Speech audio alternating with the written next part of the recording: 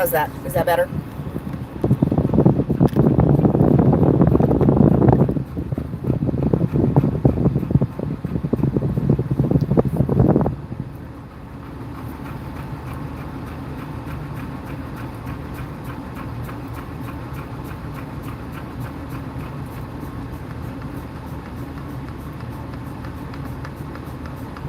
Yes, I am back.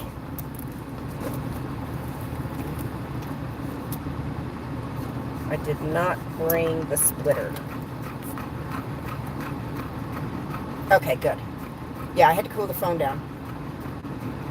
I know, I'm going to have to wait until I get home to a computer because I can't access it on mobile um,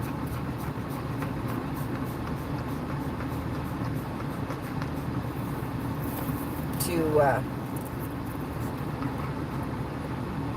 cancel those out.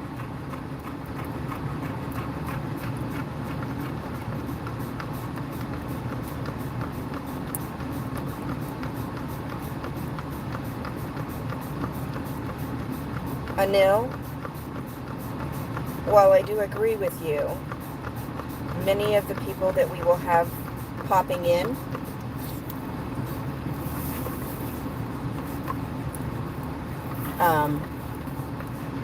are and have been faith traumatized, so we will try to keep that at a minimum, please. Respectfully.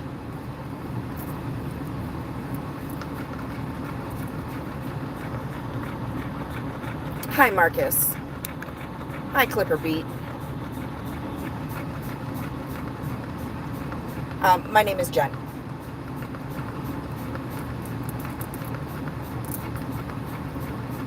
I didn't think, Maya, I didn't think it was going to take that long. They are freaking busy in there.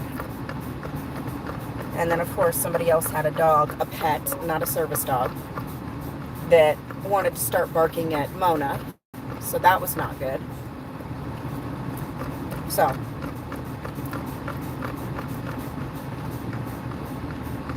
I got some new steel, these are steel braided wire charging cords. I got 2 of those. My charging block at home went out this morning,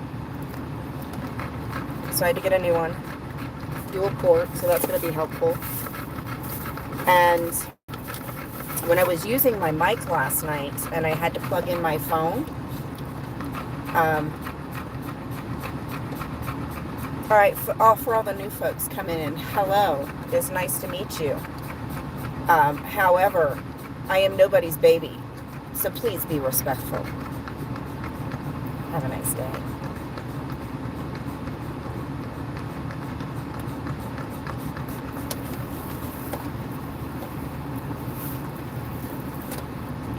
But anyways, I had a hard time charging and using the mic because it didn't fit with the way it's designed on the splitter. So my mic receiver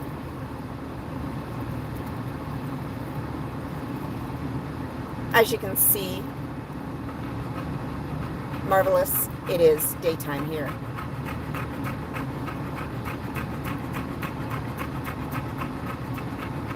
Well, right now my phone is plugged in, just to make sure I have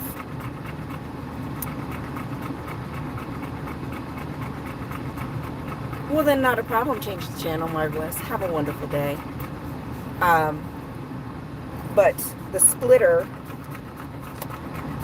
it was putting too much pressure on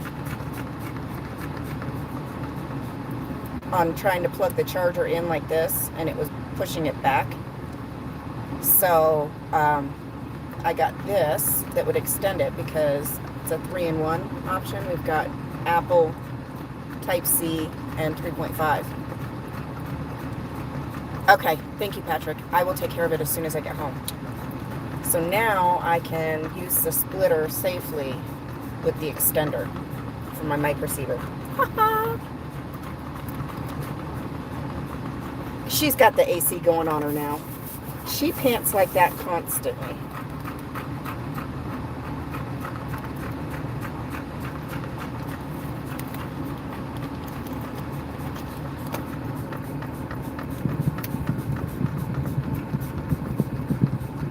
entertain. I am from Florida but live in Nevada. Momo, you good? You had a ton of water before we left the house. Say hi to everybody. Hi. Say hi to everybody. Goofy girl. Alright, now I gotta open this other cord.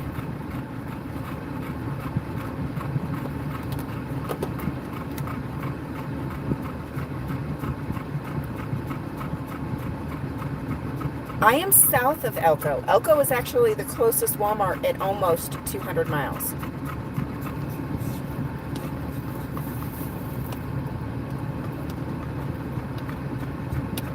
Oh, come on. Cannot believe my husband took the... Good for you, Emma. Use those resources wisely. Oh. He makes me so mad. He takes all my goodies out of my car.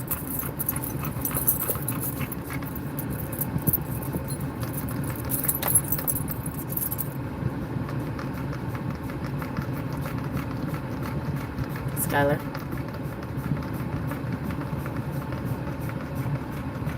I don't think so.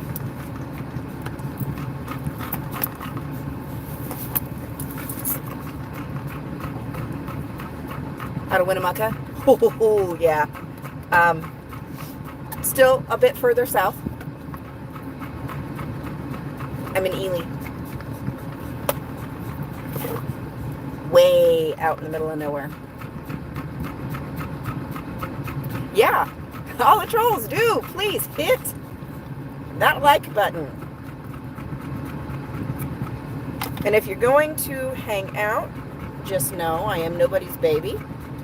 I am married, happily so. So we'll just go ahead and nix those right out of the window if that's what you're here for. Have a nice day. Change the channel.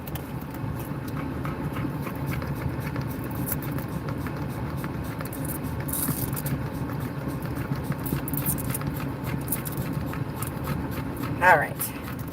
Wrap that back up.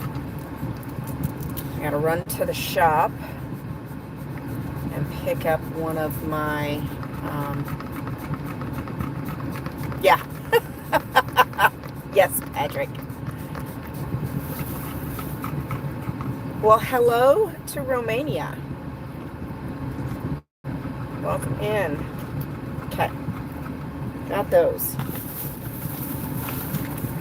I love you too, baby. Thank you. Thank you for the kisses. So that is going to make handling and managing my cords a heck of a lot easier. And I like this because it's got the little Velcro strap on it too. Now, you asked if I was black. No.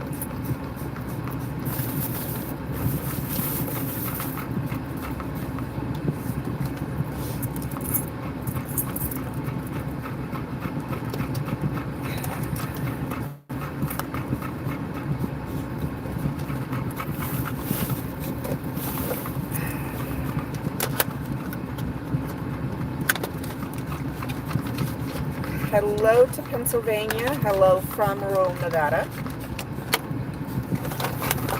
All right, these are all trash now.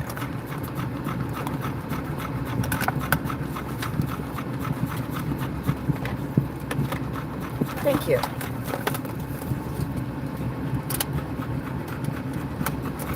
Oh, it feels like I got a piece of hair or something in my eye. Hey, get off my back, you goofy butt. Okay. That is all trash. The next trash can. Yeah, I can actually. Thank you, baby. Hey, TCD. So my tattoo is, my favorite flowers are sunflowers. So that's what caps my shoulder. I'm from rural Nevada. Then just some simple flowers underneath that bring it down with the butterflies. And the butterflies, this is my oldest child, my youngest child, and my husband. Okay, I've answered your question twice. I'm sorry if you didn't see it.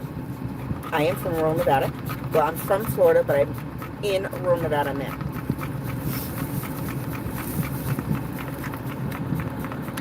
And then also hidden. Okay, goodbye. Have a nice day.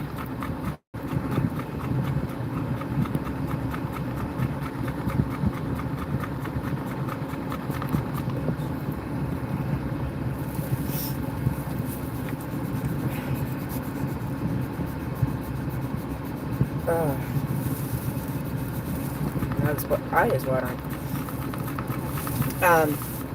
What was I saying?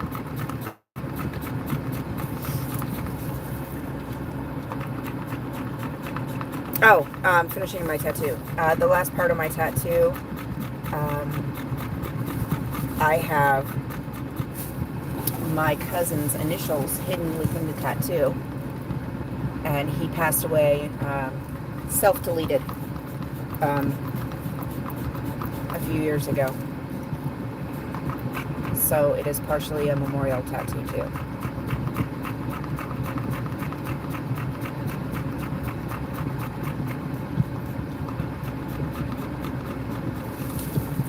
Oh, so, there's that. Now we gotta go to the shop to get my tripod. And I'm going to, oh, thank you. So, yeah, it's a partially oh, I need those out because of those Sharpies. Partially a memorial tattoo, as well as representing my family.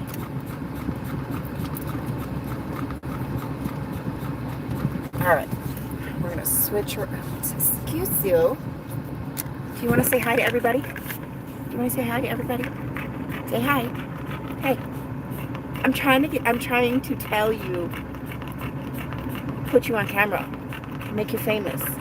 Well, I'm not famous, but. Are you going to say hi? Are you going to say hi? Say hello. She cracks me up. Alright, I'm going to flip the camera around because we're going to drive through town. And let me lift it up a little bit.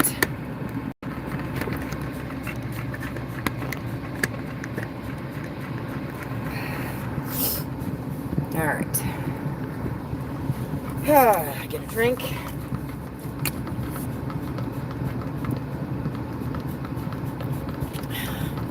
Well, we got one stop. Yes, she is my baby. She is my service dog, so she gets to go everywhere with me.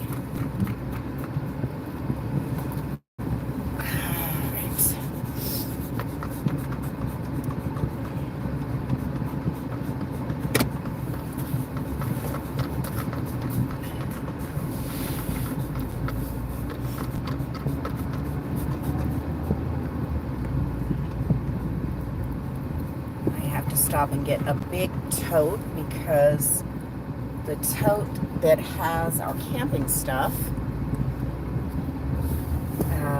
something heavy got set on top of it, and we didn't realize that it popped one of the sides open, so it got a bunch of snow in it. And now that snow has melted, and there's a bunch of water in the bottom of it, but it's warped now. So we need a new tote to replace it. And since I don't have the kids with me in my little car, I can put it in the back seat. So we're going to do that.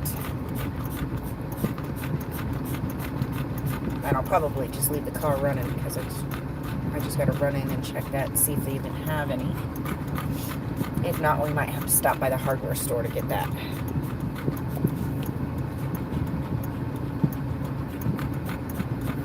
I don't know about Ely to Battle Mountain, but the Silver State Classic that runs down 318, where they shut down 318 from Lund to Hyco, that still goes twice a year, May and September.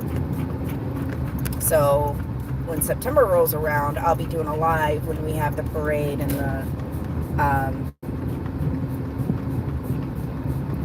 the show for all the race cars.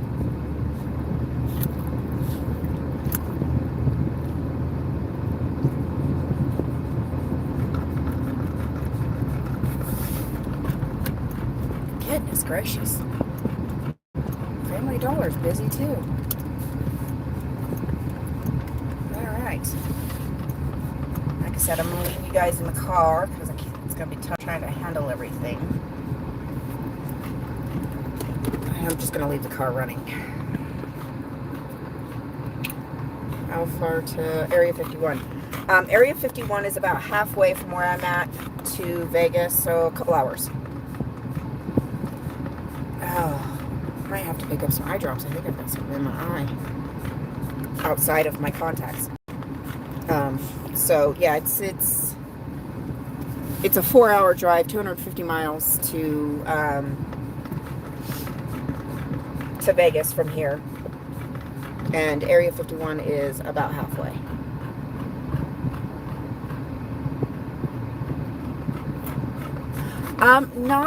Not anymore.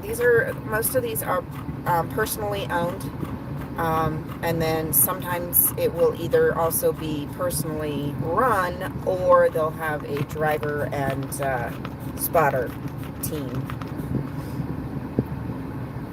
But these ones are, and they can get up to 180 miles an hour. I mean, they're fast. They shut down the road and everything. All right, I will be right back. I'm gonna go see if they have any totes.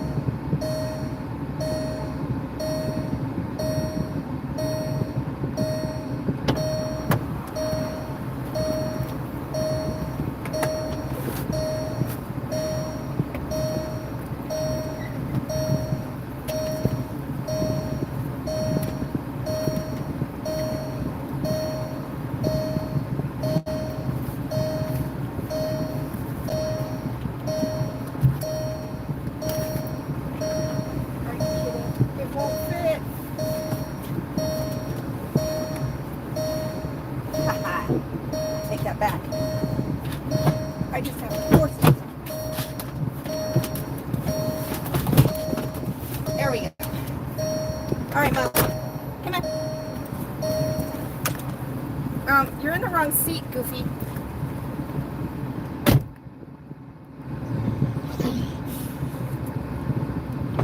You gotta scoot. You gotta scoot. Thank you. Okay, I'm back. No, she went with me. Okay, I got some eye drops for this eye, which I need to anyways. Yes, I did leave the air on for you this time. I didn't last time, and it didn't work out so well. I was only in for a few minutes, but it was still longer than I was expecting because the store was stupid busy. Oh, open. All right.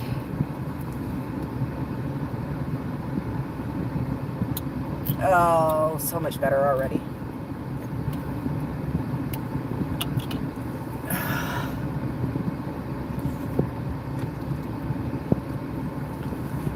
Oh my goodness.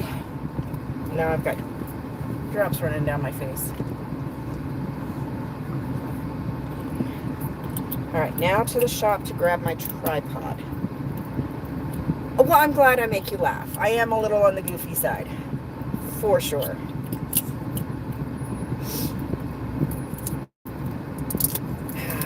Now we're going to run through downtown. Because the train left the station already. I'm going to catch it coming back in. They left at 11:30.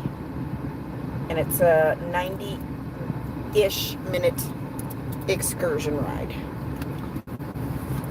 So, we've got a little bit of time.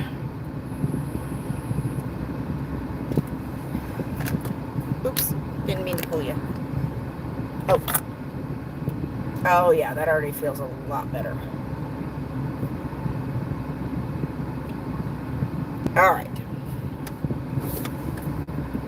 Got the tote. Now we just got to go get the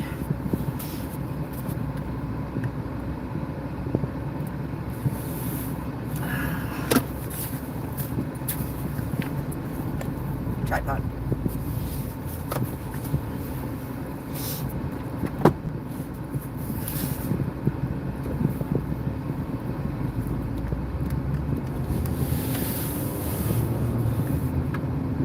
So we're going to head downtown to my shop because I forgot to bring it home.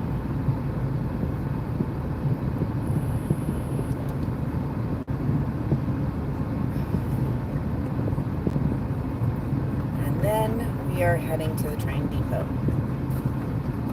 Uh-oh.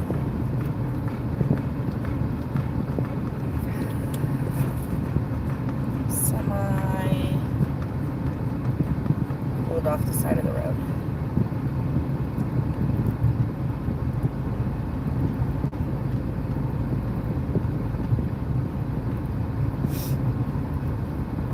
And so Ely, where I live, is an extremely historic town. It's based on and built around historic mining and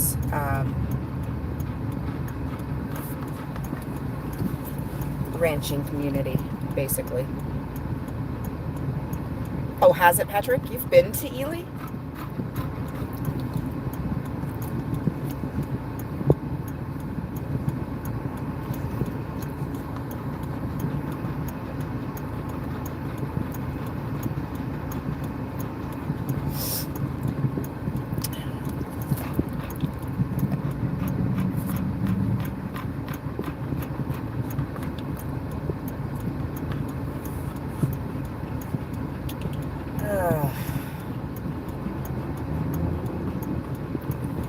So we don't have a lot of room for a lot of growth, but we have grown a little bit. We still need a ton more housing though. Housing is very limited here.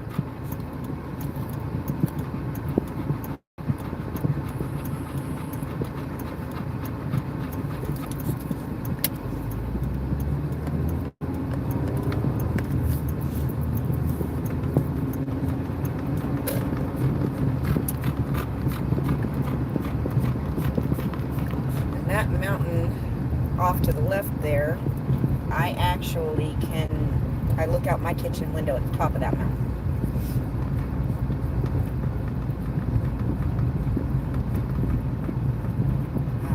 Maybe one of our next trips we'll take a stop here at the White Pine Public Museum.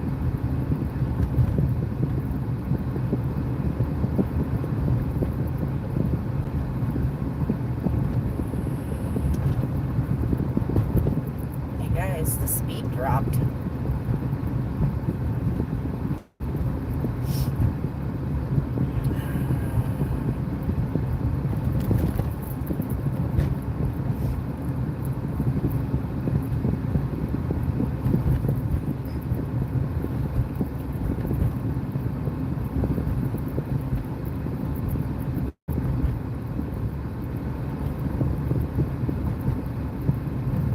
Shop is right on the edge of downtown.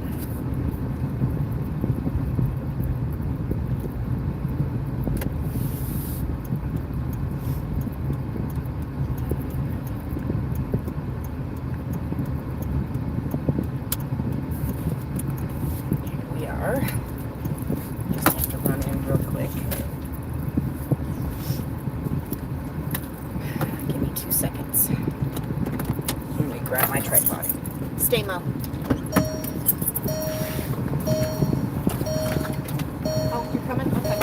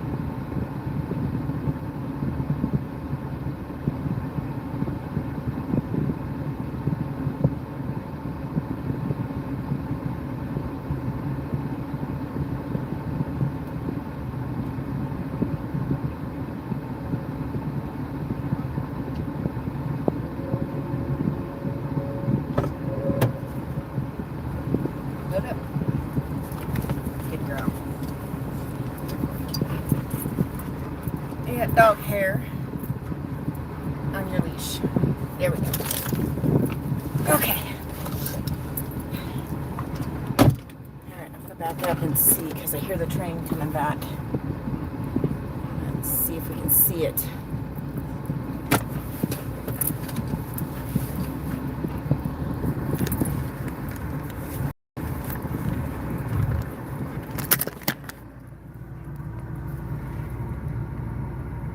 Why is it fuzzy? It's there right in the middle. There went the caboose. We're gonna haul ass. Excuse my language. Sorry about that.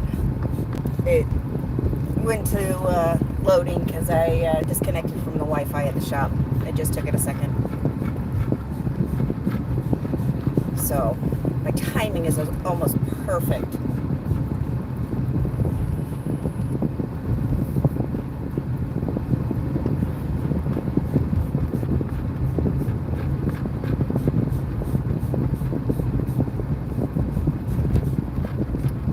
Get there, we're probably gonna just beat the train. Get over. And we'll probably sit in the car for a minute at the end so you can watch it pull in because it's the steam train today. Green light, green light, green light, green light. Dadgummit. I tried to manifest that green light.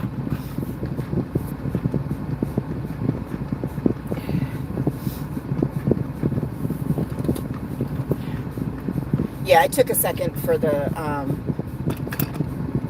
for it to switch over from Wi-Fi because it reconnected when I pulled up to the shop.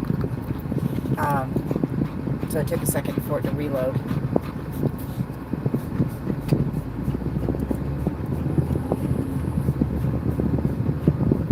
Oh yeah, this is going to be perfect timing. I nailed it. Yes, postulate. It didn't work for me though, not this time.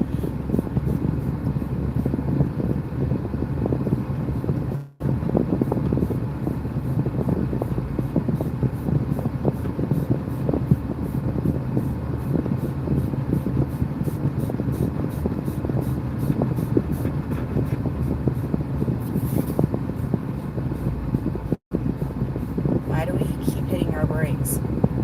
I'm like 2.5 car lengths behind you. More than enough room. Oh, dang it.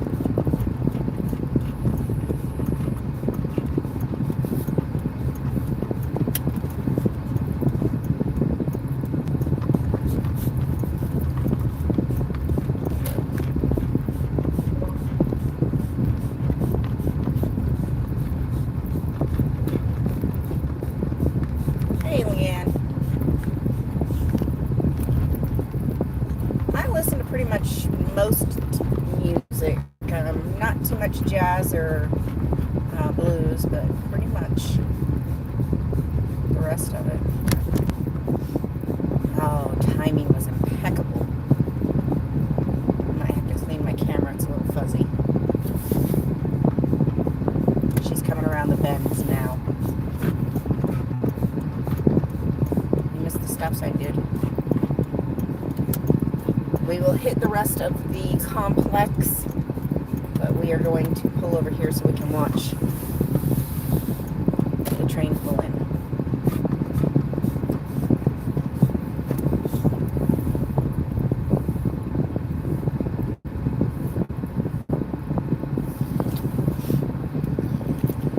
Nobody's parked over here, so I want to...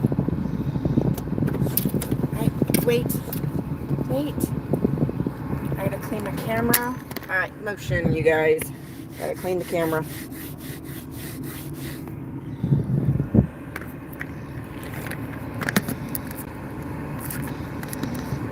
Hey, quit talking into the phone. Okay. I'm in park. I can take my foot off the gas. Here she comes. Let me pull this up some.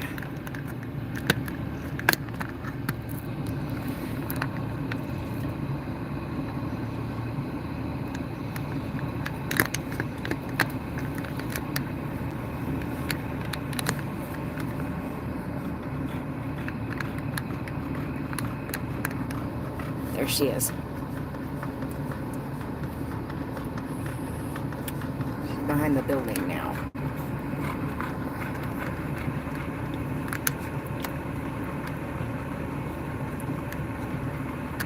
She's gonna come around this bend and then pull in right in front of us. Roll the window down so you can hear it.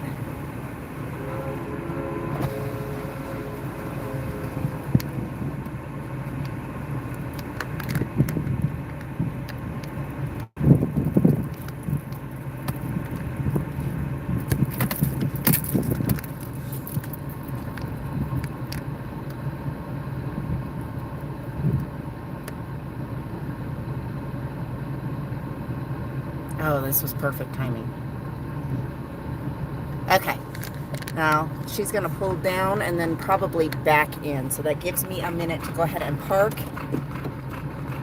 and get the tripod set up with the phone cooler so my phone doesn't overheat again.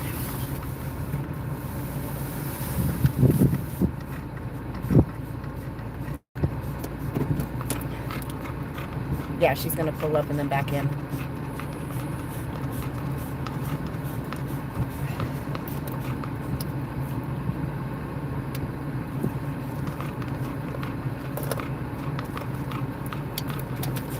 Stay.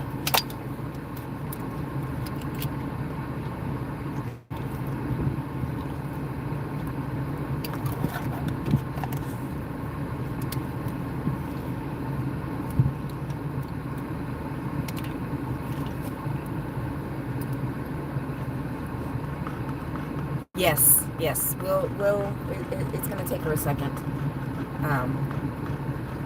But you're going to get a good shot.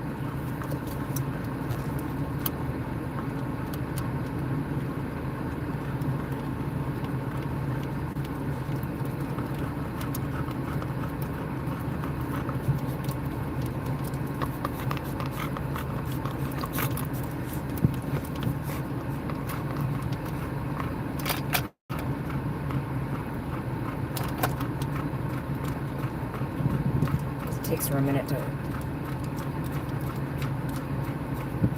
back in.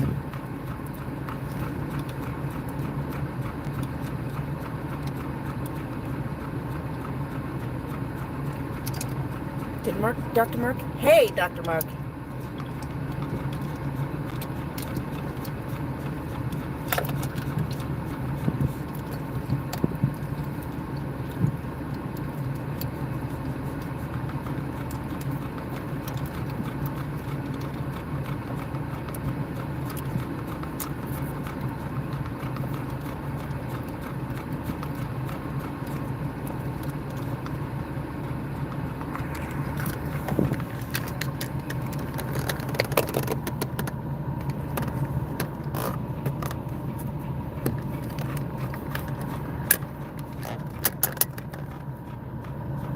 See if we can get, well, she's doing her thing and I'm doing my thing, trying to get.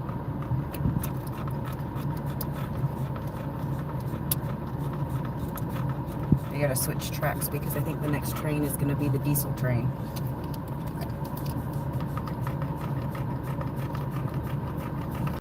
Okay, got that on. Get that.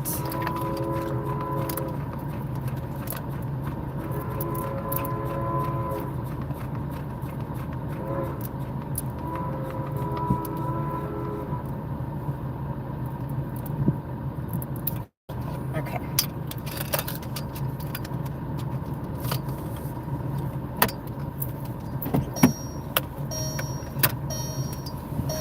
Stay, Mom.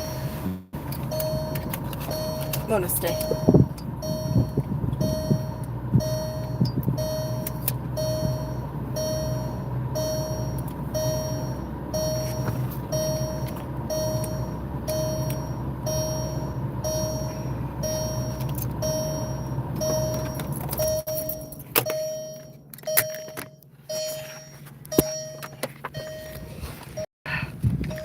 Stay.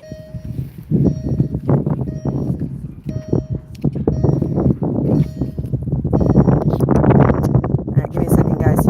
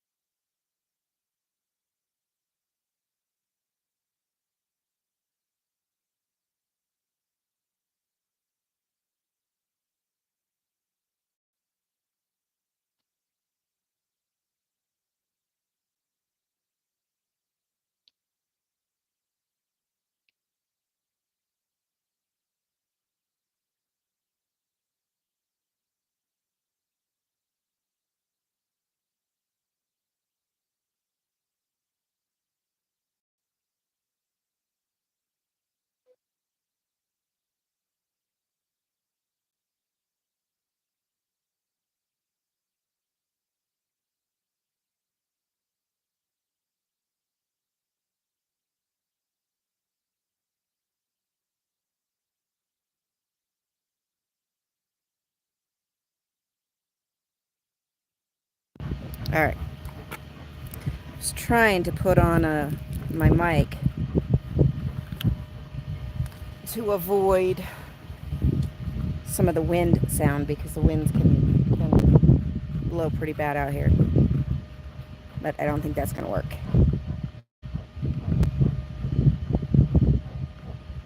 All right, we're charging. All right, come on, Mom.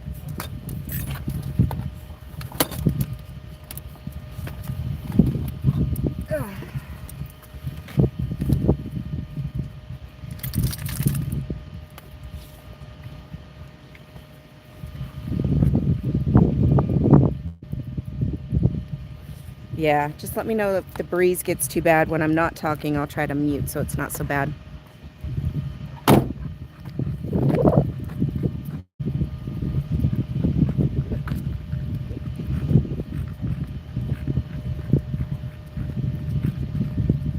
So right now the engine is behind the line here, so you won't be able to see it.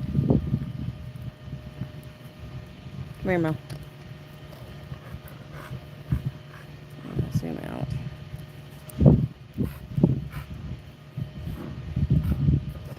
I know, baby. We're getting off this concrete.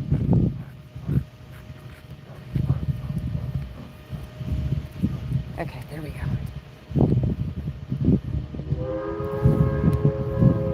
Stay.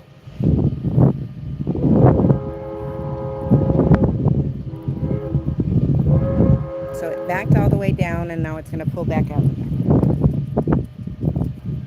Stay in the shade, baby.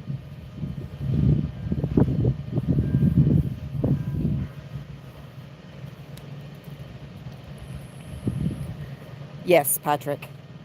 Exactly.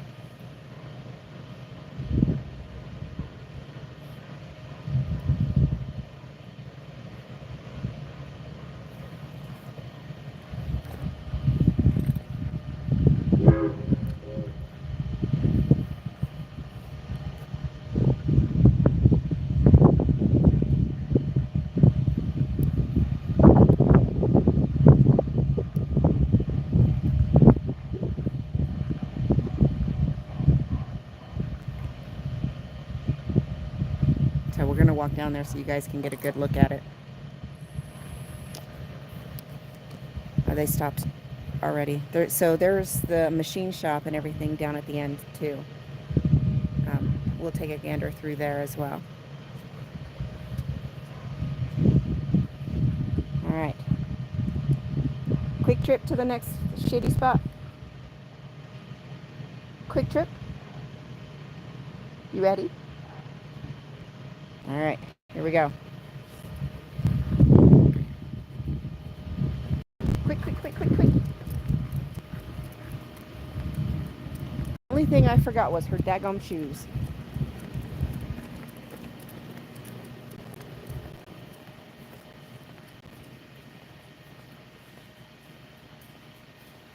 Okay.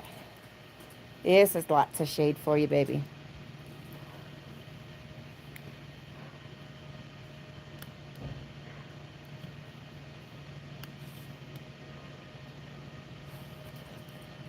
But they'll stop there, let people off, and then they usually bring the train back up here.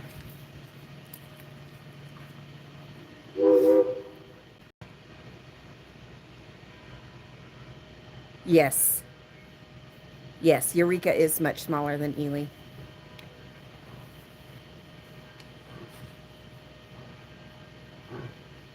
Ely is actually the county seat for White Pine County.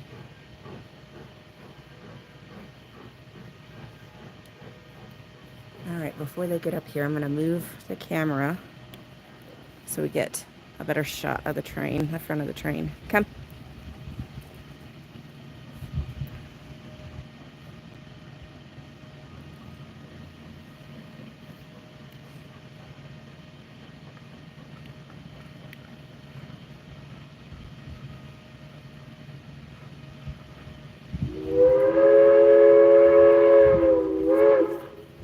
Come on, in the shade, baby.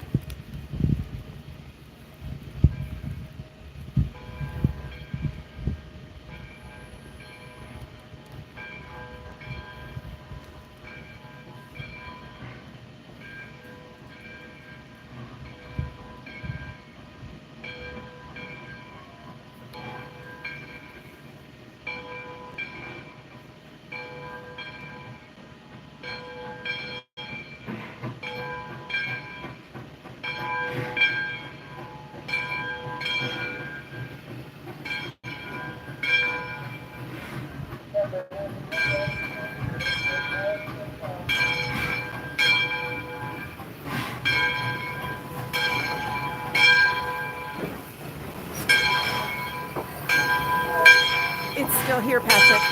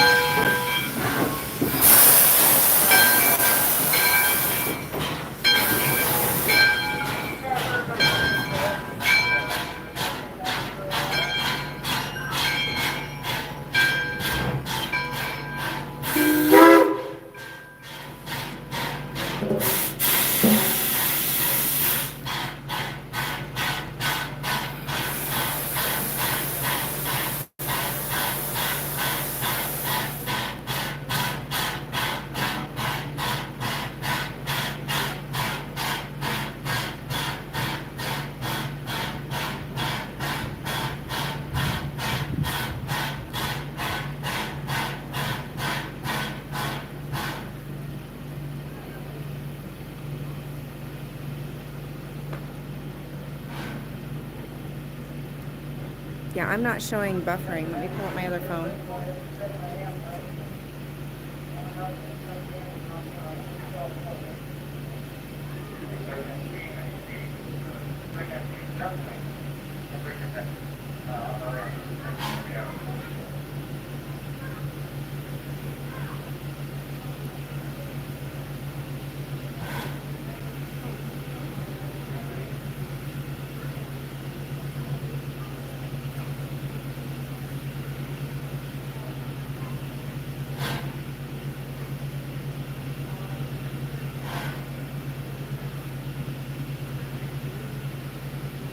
Yeah, I'm not showing buffering.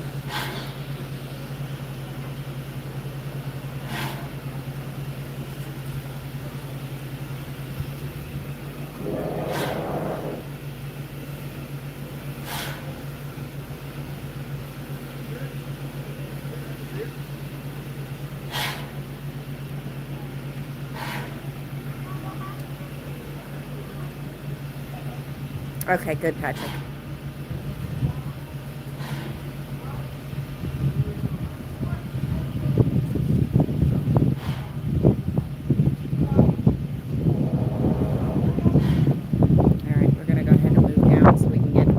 Shot of the caboose because the caboose is so cute.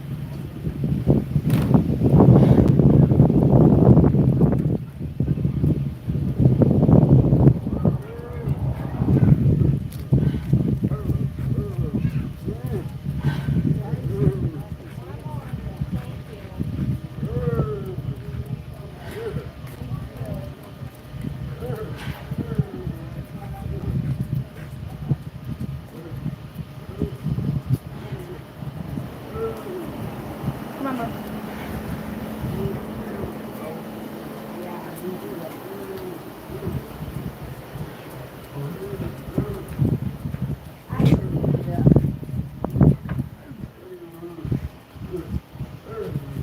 Come on, Bo.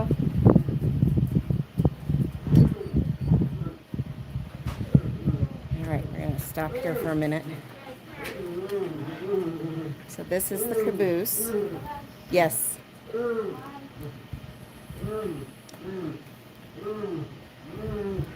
Yeah, and then we're going to go inside the museum too. Yes.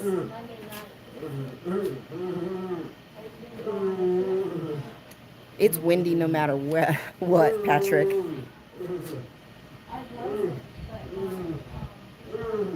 So this is the caboose. And then, all right, Mo, you ready? This one's a long walk too. Come on. No.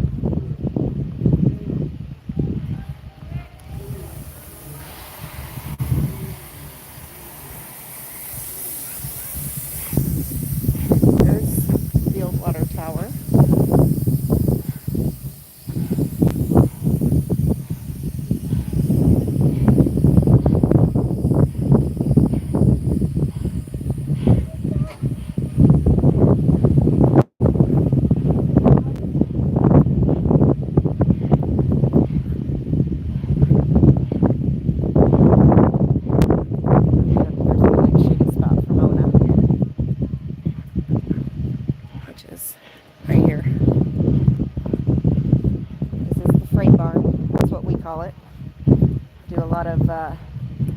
local social events here. Okay. Mind your nose. Good girl.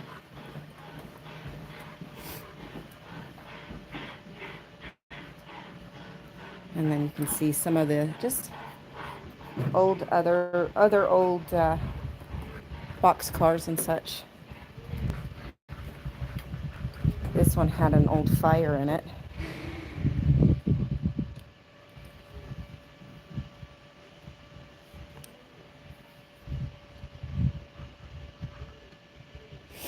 You can see where it burned.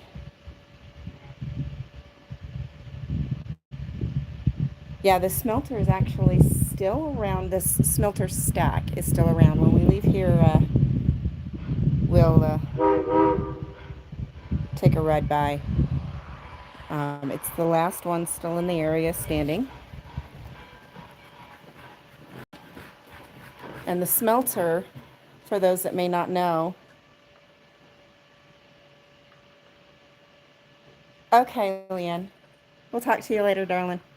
For those that may not know, smelter is basically where they take the ore from the mines and crush it down and melt out the minerals. In this case, this is mostly copper that is mined in this area, with a couple of small exceptions for some small gold operations.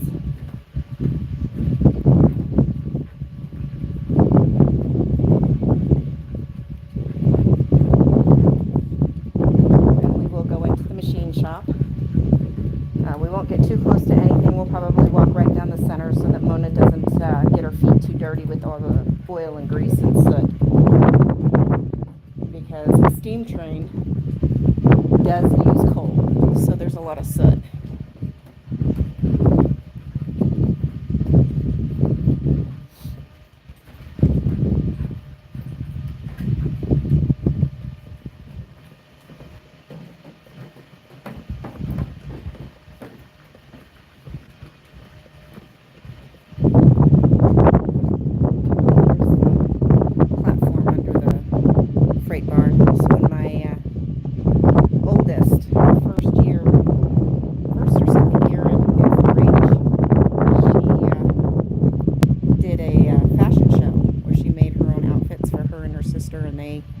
They did the fashion show here on the platform.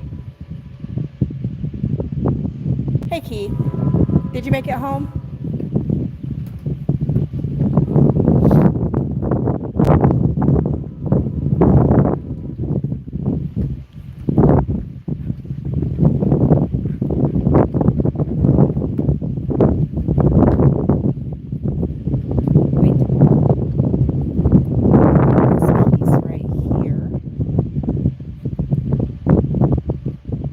Oh, good. This piece of an equipment right here attaches to the front of the train, and it clears the tracks of any debris on the tracks or anything like that.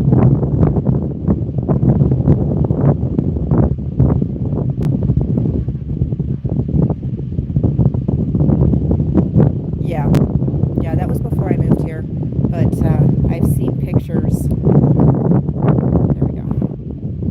I've seen pictures of when they still had a lot of the stacks up. But there's only one left, and that's it right there, just to the left of the phone pole, the power pole. So when we leave here, we can actually go right by it. That's the only one left standing that's still structurally sound. What, Mo?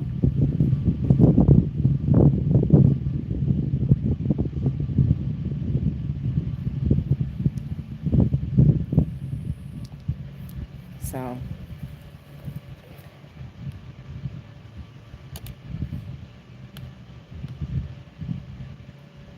that's the last stack that's standing.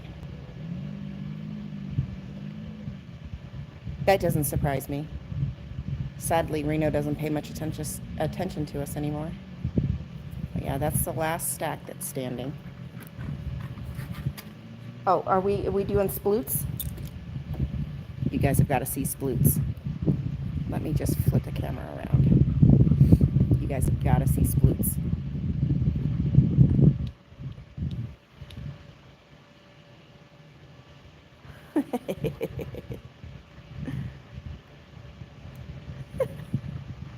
She cracks me up so much. She's a goofy girl.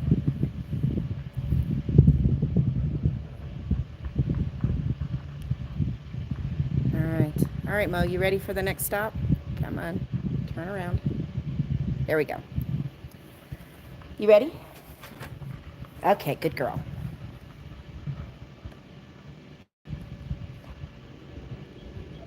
Oh yeah, and it's funny because she doesn't lay down and then stretch into frog legs.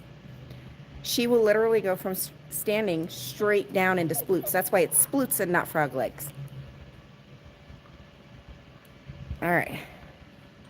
This one's a long walk, baby. You ready? We're going to try to make it kind of quick, okay? Ready? Let's go. Because Mommy was a blonde and forgot your shoes. Back. And if you see DJ, you leave him be. DJ is a shop cat that lives here. He is DJ because he's Dirt Jr. Dirt was the original. Come here, back, off the asphalt. Good girl. Dirt was the original. He was actually born here on the property, and sadly we lost Dirt a couple years ago. No, she is not. Plus, I give her, because of her sploots and because of part of the services that she does for me, I give her supplements just to protect her joints. So I hope you guys will be able to see this. There's fool's gold all over this rock.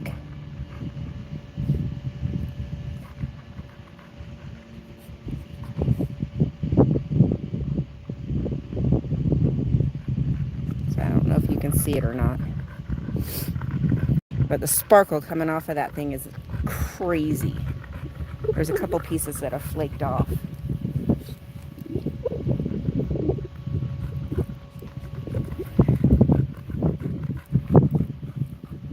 I'll put them right back where I got them.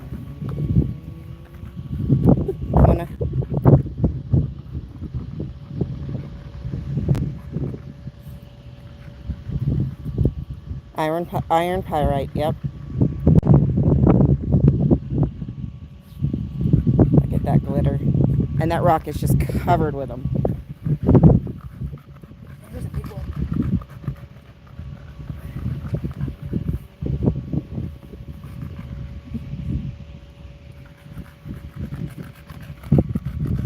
That one's, oh, there it goes.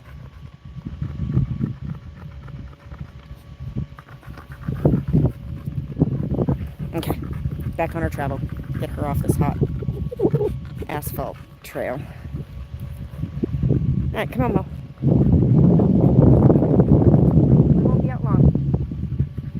Once we get inside, you'll be able to cool off. The shop is really cool.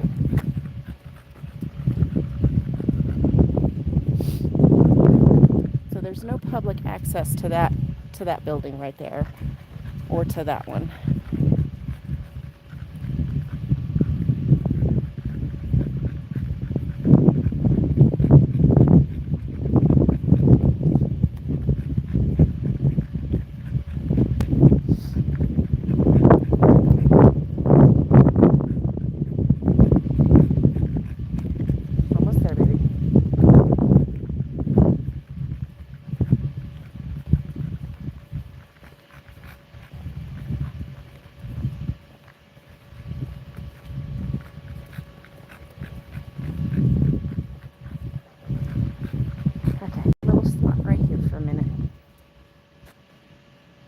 Okay.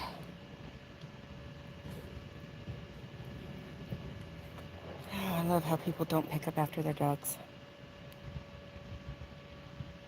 Yep. the old depot and the warehouse.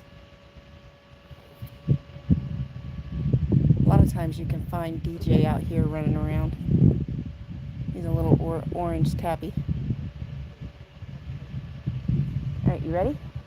Let's get into the shop.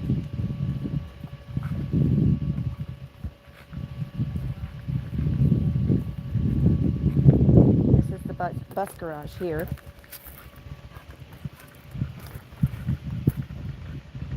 History. Passenger service proved to be a money-losing proposition, so much so that the railroad began looking for alternatives to passenger trains. Though any proposal would need to gain the approval of government regulators, when Highway 93 from Ely to the north became the first paved highway in the state of Nevada, passenger numbers dropped to an all-time low. As a potential solution, the railroad proposed to switch to bus service between Ely and Wells. The proposal was granted under the condition that a passenger locomotive and some of the cars be retained to serve as a backup should the buses prove unsuccessful in providing adequate service. 2 GM buses were purchased, one named Ely, the second named Wells. Daily bus service began August 1st, 1941, providing daily service between the two namesake towns. At night, the buses were maintained and stored in this building. The building is constructed from masonry with sheet steel metal roof. It has 20 light steel sash windows with 6 light pivotal center sections and a pair of roll-up metal doors. The interior is unfinished with a concrete slab floor featuring an inspection pit and has exposed roof trusses. The last run of the Steptoe Valley Flyer, July 31st, 1941. Bus service began the next day.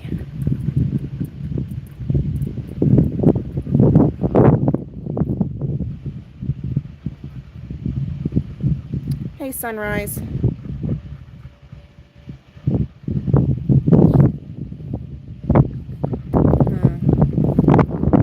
you hear me?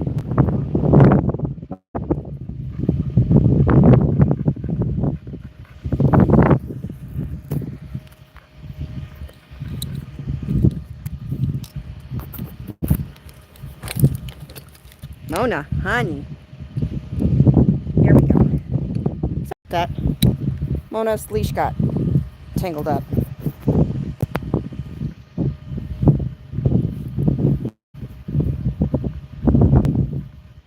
Okay.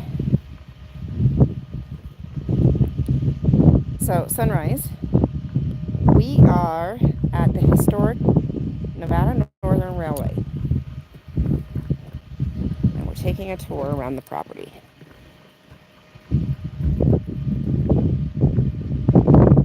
Hello, Roger Kevamick. I hope I said that right. I'm horrible at pronouncing names. All right. So this is the bus garage that sign is attached to. All masonry. Mona, you keep kicking it.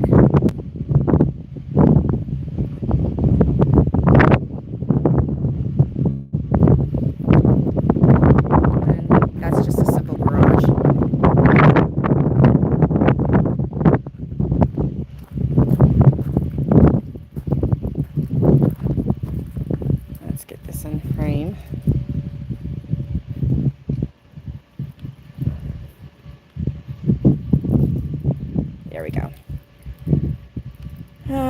As the railroad continued to modernize, additional automobiles were acquired, leading to the construction of this auxiliary garage, though it soon became a building for general storage. Through the history of the railroad, dozens of trucks, cars, high rails, and other pieces of heavy equipment were purchased to support the operation. Matching architecturally with the garages near the offices, this wood-framed building with a gabled roof is of the classical revival style. It measures 16 by 36, has 2 by 2 double-hung wood sash windows, and 3-panel garage doors. The interior is unfinished with a dirt floor. We still actually have this car. They restored and refinished this car, and it is running to this day. The railroad purchased this 1956 Pontiac station wagon high rail vehicle from Fairmont for track inspection and telephone repairs. Though the original was disposed of, the museum has, it's a reproduction, okay. Yeah, the museum does have a reproduction, and if you ever come to this area, you can, I know, I'm island hopping. You can actually buy tickets to take a ride in that car. Come. Nope, back. Back.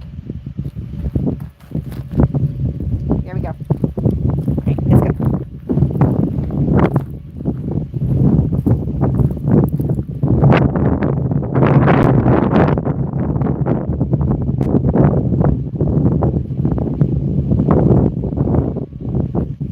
One more building, the electric shop.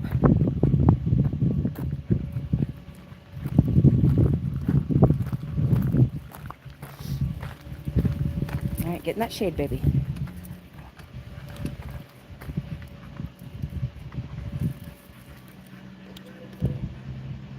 Let's see if I can, there we go.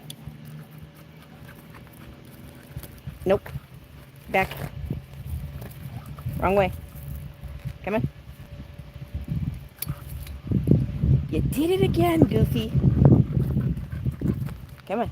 There we go. All right, let's get that back in. Yeah, stay in the shade, baby. The electricity was a big part of the railroad from the very start. Electricians working in this shop maintained the telegraph, later telephone, and electrical lines and other equipment along the railroad. The building is divided into 3 offices, storage, and work areas. Originally, a bedroom used by the watchman was located here. This building has been practically untouched since Kennecott ceased operations in 1983. One room features antique rectifiers with glass globes, and much of the original architecture and furnishings remain in the building. Originally a rectangular building, an office was added sometime after 1923, giving it an L-shaped floor plan. It measures 50 feet long and 18 feet wide in the narrow end, and 27 feet wide on the wide end. This addition is easily noticeable. The wood-framed building rests on concrete piers and has a hip roof. The windows are 4/4 double-hung wood sash. A receipt from the employee commissary dated 1977 still hangs on the wall in one of the offices. That's cool. So my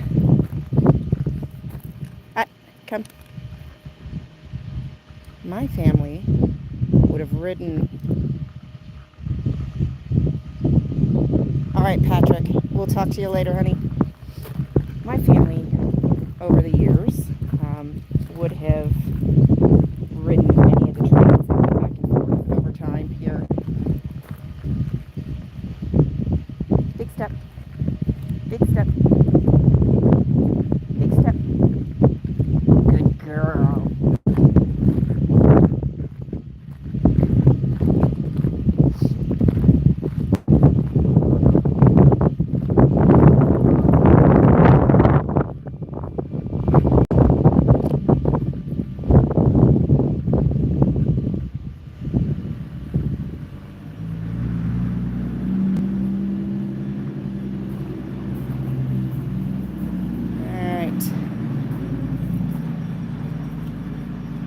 Machine shop and engine house. Originally built in 1908, this structure was altered in 1917, then again altered and enlarged in 1941. The 1941 enlargement changed appearance of the building, replacing the wooden barn doors with metal roll-up ones, as well as adding the skylights. Most railroads housed their machine shops and engine houses in separate buildings. Here, however, the two are only separated by a wall. The machine shop contains tools for the machining of parts. Most of this machinery in this room, sorry about that. Most of the machinery in this room is original to the railroad and are still used by railroad mechanics and machinists to maintain,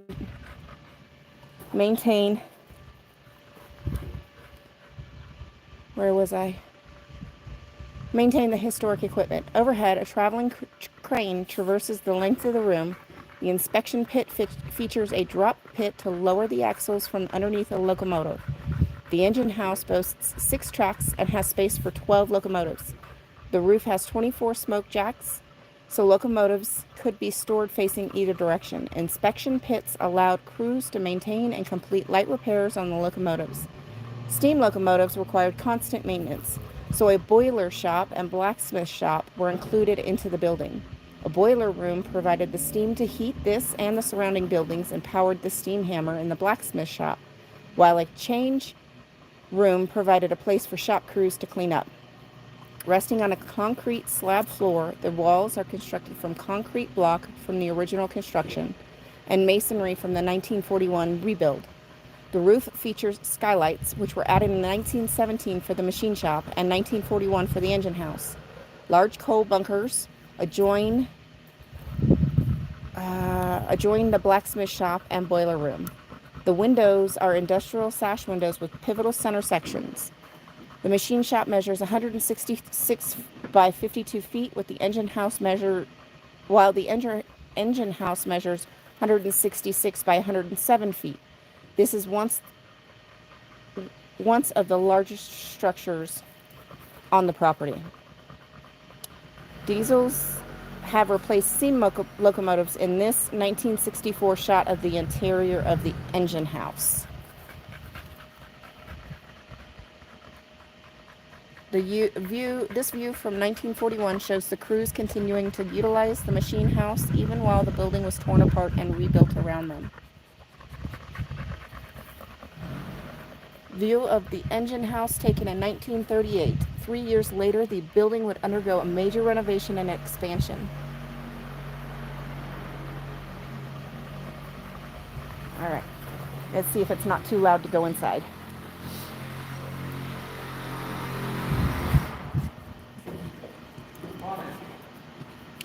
I just didn't know if it was going to be too loud for her or scare her or not. There is a cat around. Oh, yeah, I know. There's metal chips and stuff on the floor. Yeah, I'm not going to go too far. Yeah, you gotta watch your paws.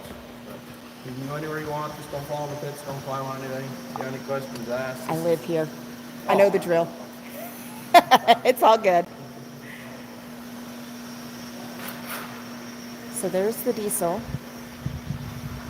and some of the equipment. We're going to stay, Mona, we're going to stay right in the center so Mona doesn't get too dirty feet.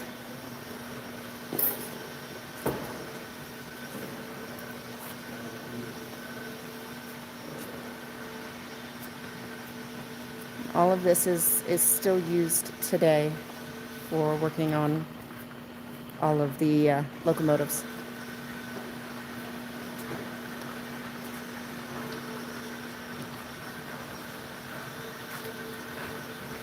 Stay close.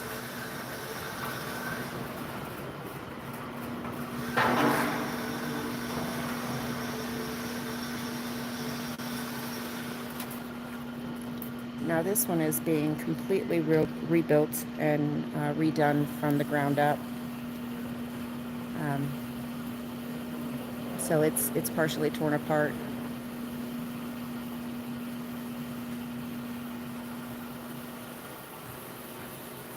Stay right behind Mama.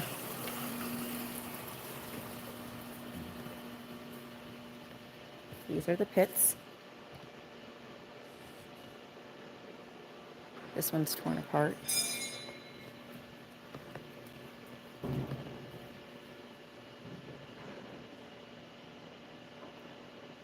One of the passenger cars.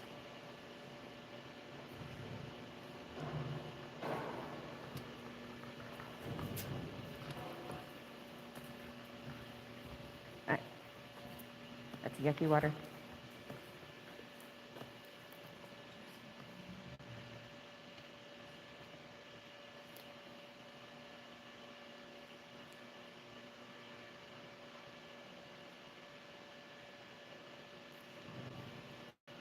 Back.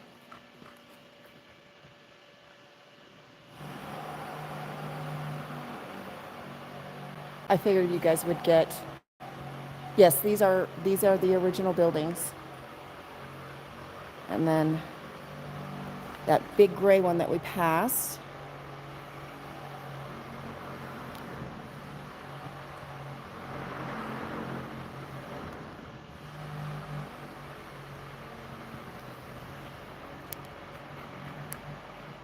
Here we go.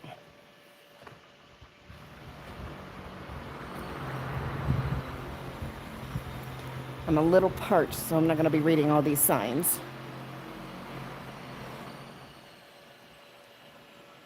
Back.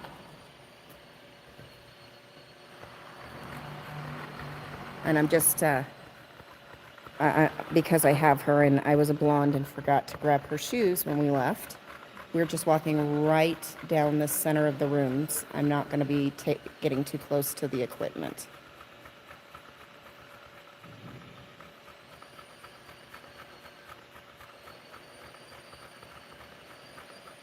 It is a lot. We have a lot of equipment here.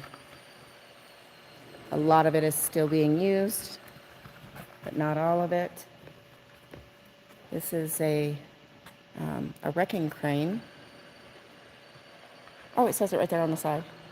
If there were ever an accident on or near the tracks, they use these to clear that accident up. And that piece behind, if I'm not mistaken, I think that might be, no, it's not. No, it is. No, it's not. They moved it.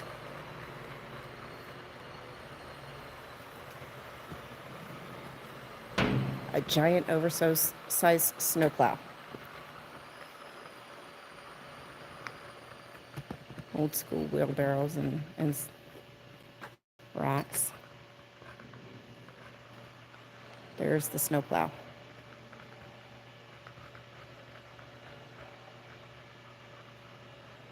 Yes, Dr. Mark.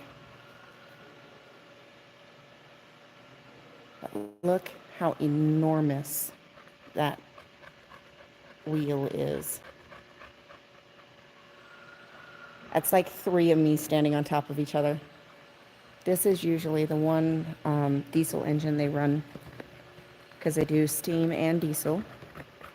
You watched the steam roll in, and then this is the diesel engine they usually use. Right? You do need that snowplow. It might be big enough to get a whole line in one shot. Okay, we're going straight back out.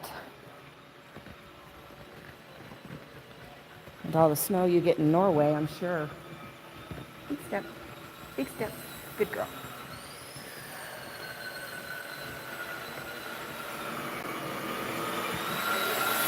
All right.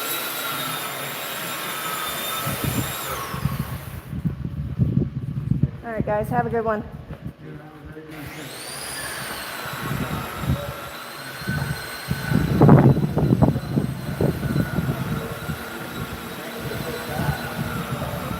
All right. Gotta plan the route back for her feeties. I think we'll go shoot straight across right there. All right, you ready, Mo? All right, let's go. Shoot straight across right here. Come on. Those ones aren't too big.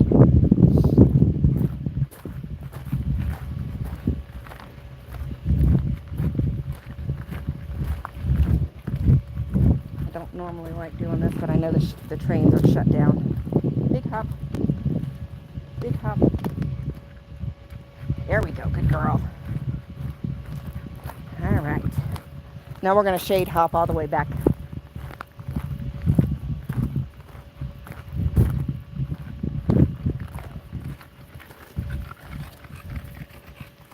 There we go. Okay, let's turn you so you're not staring at a wall. She absolutely would take being carried too, but she a big girl. She's about 60 pounds. I'm not carrying 60 pounds all the way back to the platform. Yeah, no. I will absolutely gladly take my time and shade hop, but I'm not carrying 60 pounds. You did good. If you see DJ, you better leave him alone.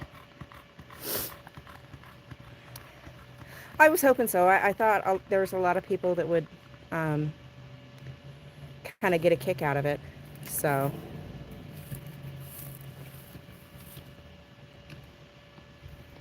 And then there's that building that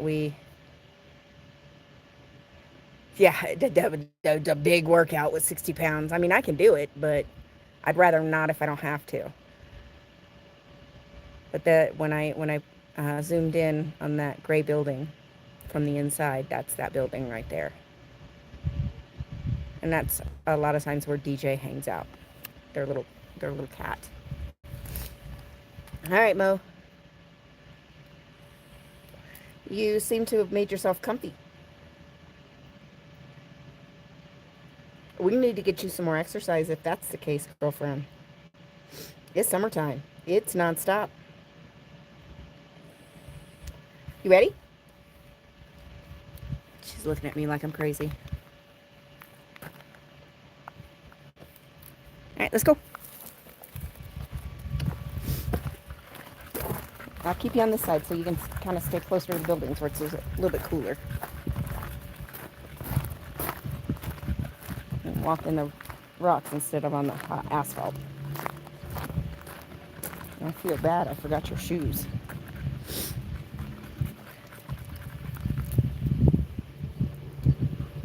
Oh, you are welcome, Dr. Mark. Absolutely. And this isn't the only video I'm going to do down here. There you go. Good girl.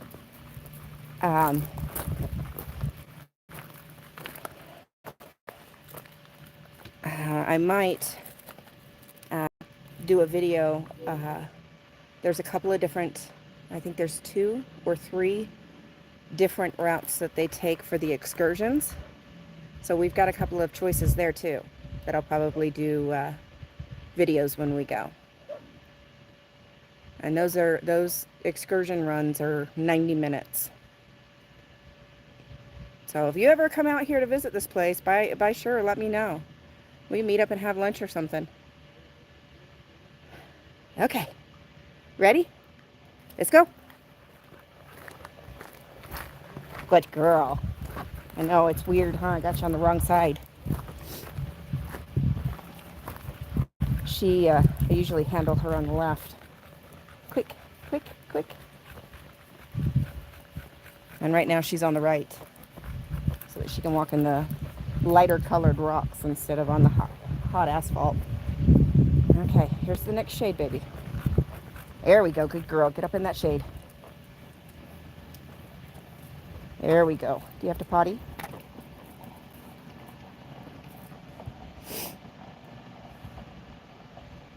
My email is my username, no spaces, @gmail.com. So it's pupgroomer20@gmail.com. I made it super simple.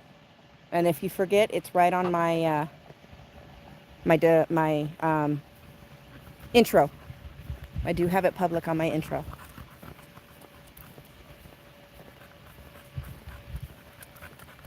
Come on, get off the asphalt, baby. Do I need to walk in the rocks with you? Okay, let's do that. We'll do it together. Is that better? Good girl.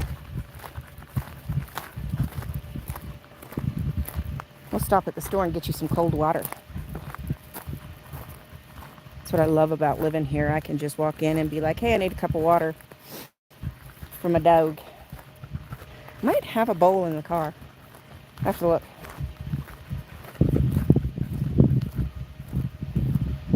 I know I've got one in my purple pouch, but I grabbed the gray pouch this morning instead of the purple one. Almost there, baby. Oh, that got the pace up, huh?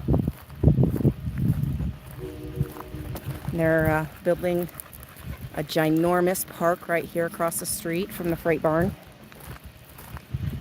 All right, quick.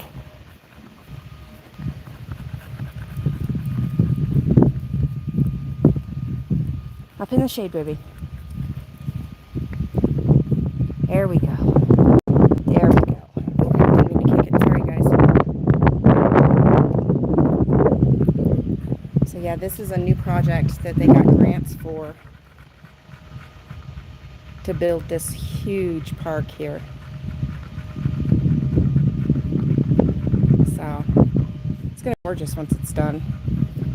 All right, now we're back. You're back on the left, baby. Back on the right side.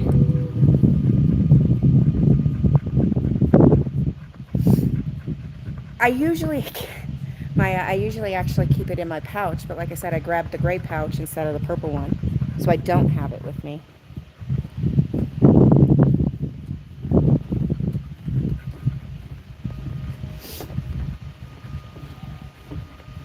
Because, you know, I had a blonde moment this morning when I was leaving and getting ready for everything. But worst case, I'll stop at the convenience store that's right up the road here, and I'll get her some cold water.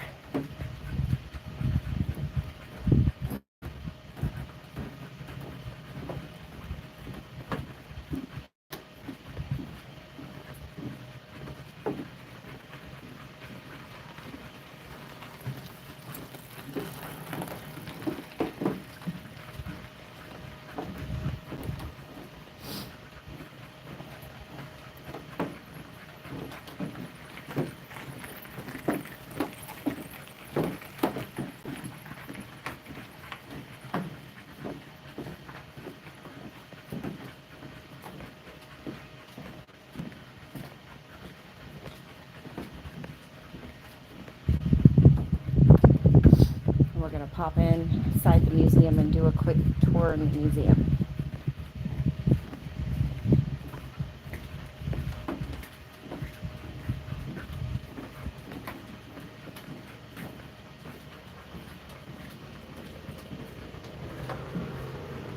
Girlfriend, we don't have to get you some exercise. All right. Yep, get yourself in the grass. Oh, here's a bit. Perfect.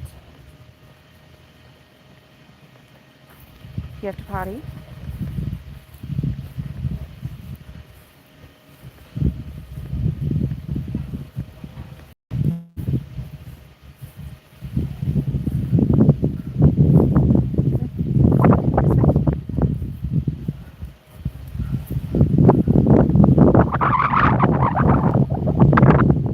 Let's see if the water is on.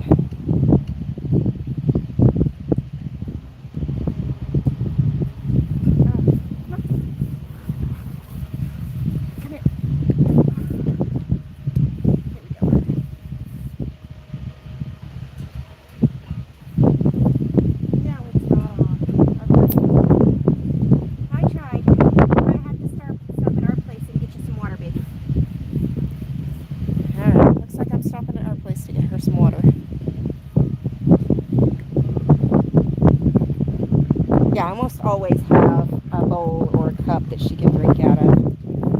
I'm thinking I might have a cup in the car, so I'll have to look.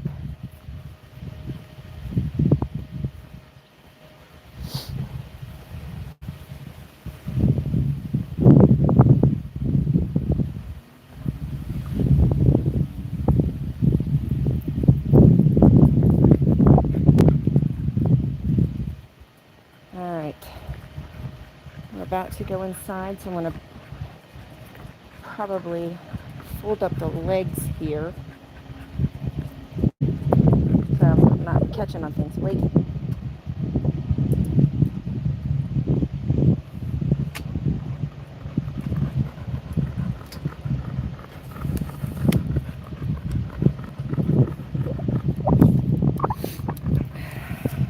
Bear with me.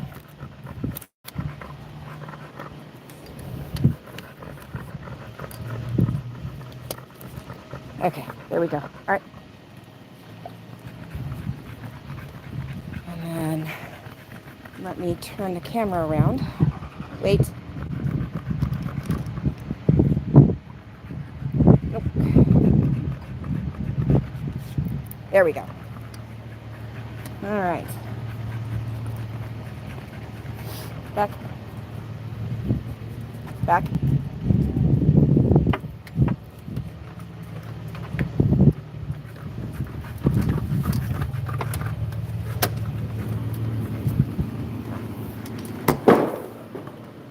All right. Wait. They moved things around a bit. Oh, this is going to be interesting. Let's see what kind of new goodies I can find. Now, this is a vacuum cleaner. It was used on the Nevada Northern to clean the coach cars. It was the 1915 and was restored by Rick's Restorations, located in Las Vegas. The restoration was shown on the History Channel on American Restoration. I saw that episode and it was awesome.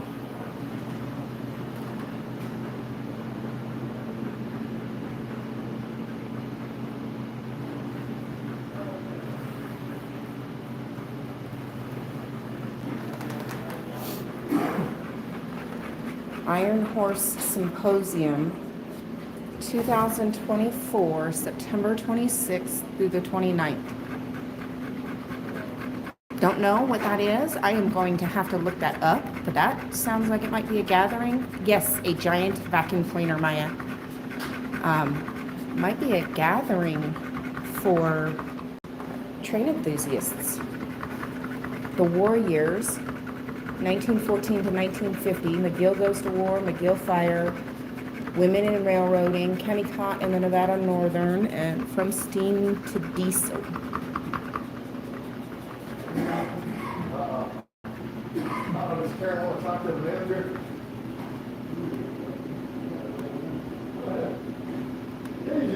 Women in railroading right there. Miss Dorothy Luck, or Luke, a roundhouse wiper. That's cool. Viola Sievers sprays an H-class locomotive with steam.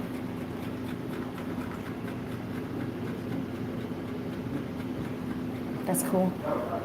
Hup. Good girl.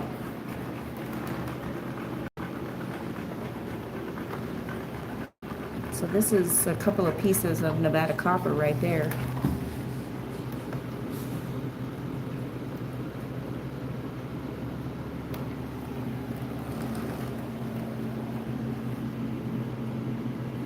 And that is what this local mine mines.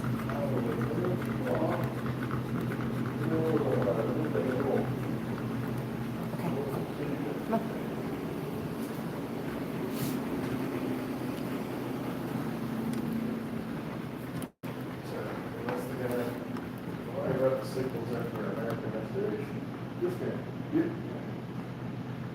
Conductor's punch. Is that what you Nixon?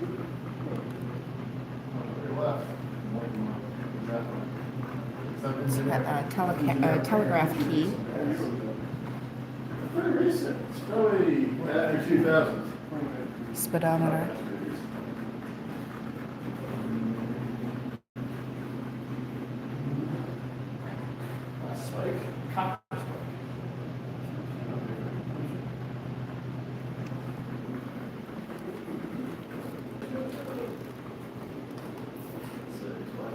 The velocipede was invented by George Sheffield in 1877. This one was used to inspect the track to Kimberly and McGill daily. It's operated by pushing and pulling the handles while pushing on the pedals. It's been rebuilt by Rick's Restoration and featured, I missed this episode, and featured on the History Channel program American Restoration.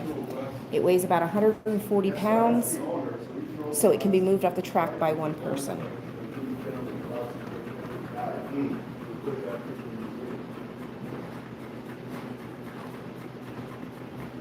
That's cool. I've seen those in like the cartoons and stuff, like the push pedal rail cars.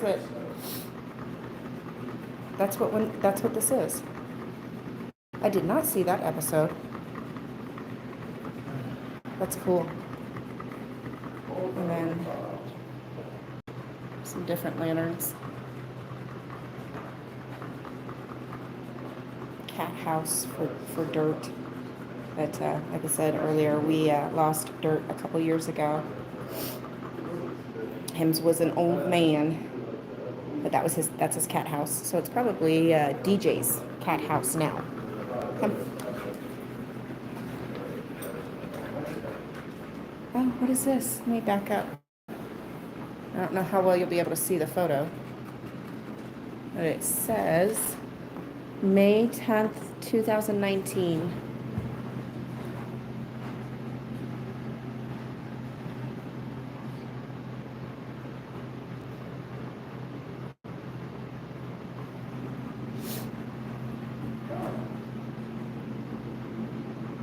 That's Lennox. And we just ran into him out in the shop. So these are all locals and family.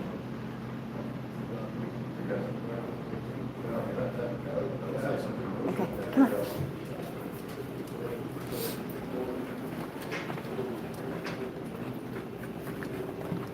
Hello. And then here's the gift shop. All kinds of goodies in here, you guys. If I ever do giveaways or something, I'm probably going to come here and get some stuff too to send out with giveaways.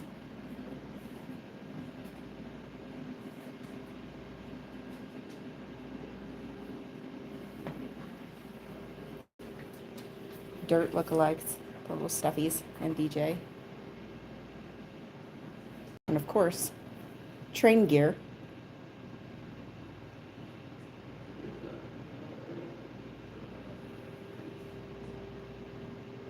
Paint your own wooden train kit. That's cool. Build your own model. Okay, so this is dirt.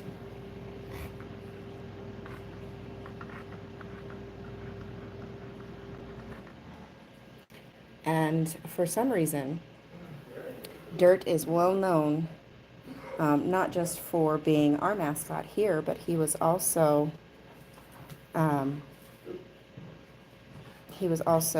a internet sensation for, and this is DJ. This is Dirt Jr.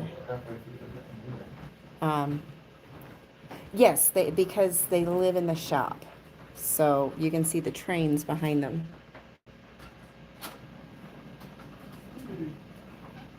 So they actually live in the shop. And then we have just some astronomy stuff because they also run astronomy trains because it is so dark, and geology trains. It is so dark once you get out of town that we're one of the best spots in the country to come for stargazing.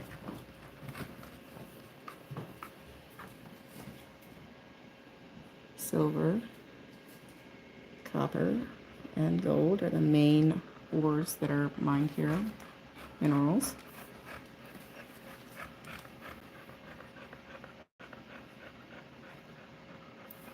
Let's see. You gonna say hi?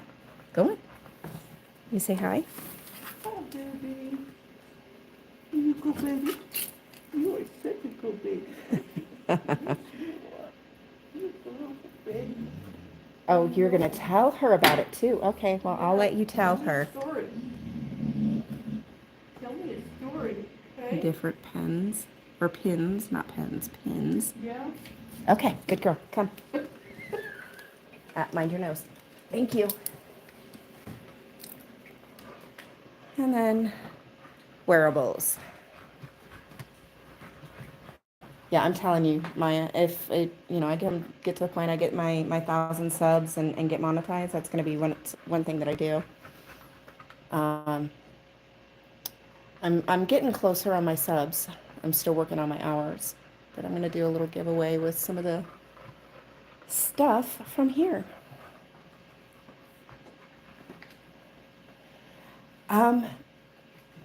The cats get a yearly bath when they get their yearly checkup. So they take very good care of the cats here.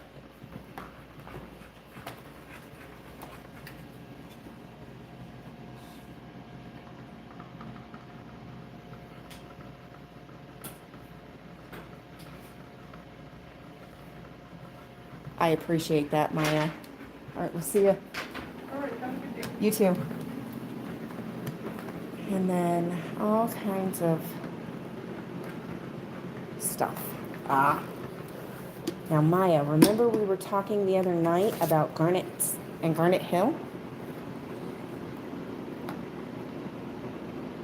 We're going to open this bad boy up.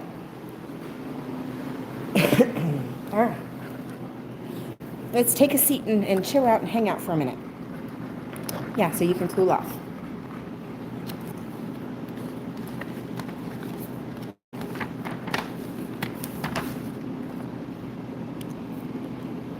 So there's the garnets that you can get right here You can actually dig those right out of the ground all on your own.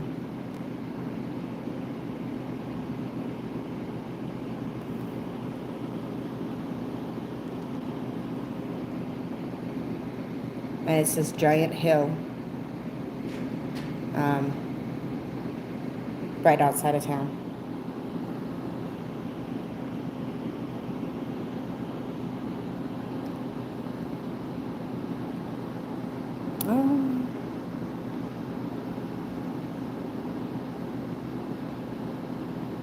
And you can see the mine, the copper mine, where my husband works from up here at Garnet Hill.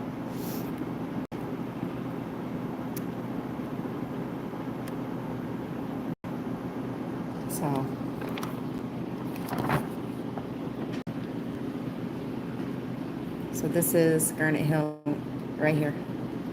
And the garnet fields are right here, just off the side of the top, the peak of the hill.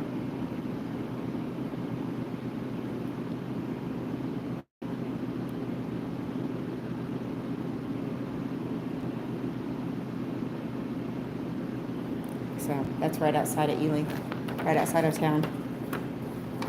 And like I said, we do try to make it up there every summer, but last year we couldn't. We couldn't go last year because of my surgery. And then when I did go back to work, I still had to be careful and cautious. So trying to hike up a mountain, up and down the side of a mountain, a small mountain, on loose rock is probably not a good idea, and I didn't want to fall. So we did not go to do our usual yearly run to Garnet Hill. So we're probably going to do it this year. So, but, oh, and there's the, come on, turn for me. Yeah, not a good idea. Not for the surgery I had. And there's the old ticket window.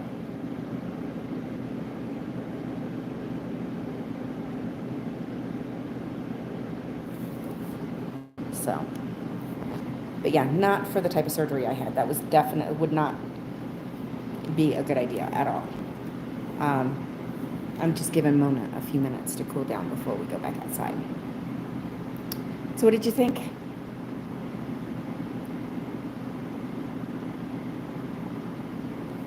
That's a little close for my comfort.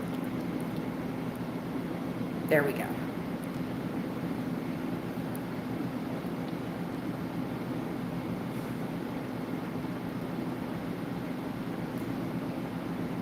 Yeah. I'm glad. This is just a small part of the history in this area where I call home. My mother's side of the family is one of the original founding families. And so my family history goes far back here. And I enjoy sharing that with people because you don't see a lot of this stuff anymore. It gets wiped out. And while sometimes I complain about, you know, being too staunch to hold on to history, it's things like this that are important to hold on to.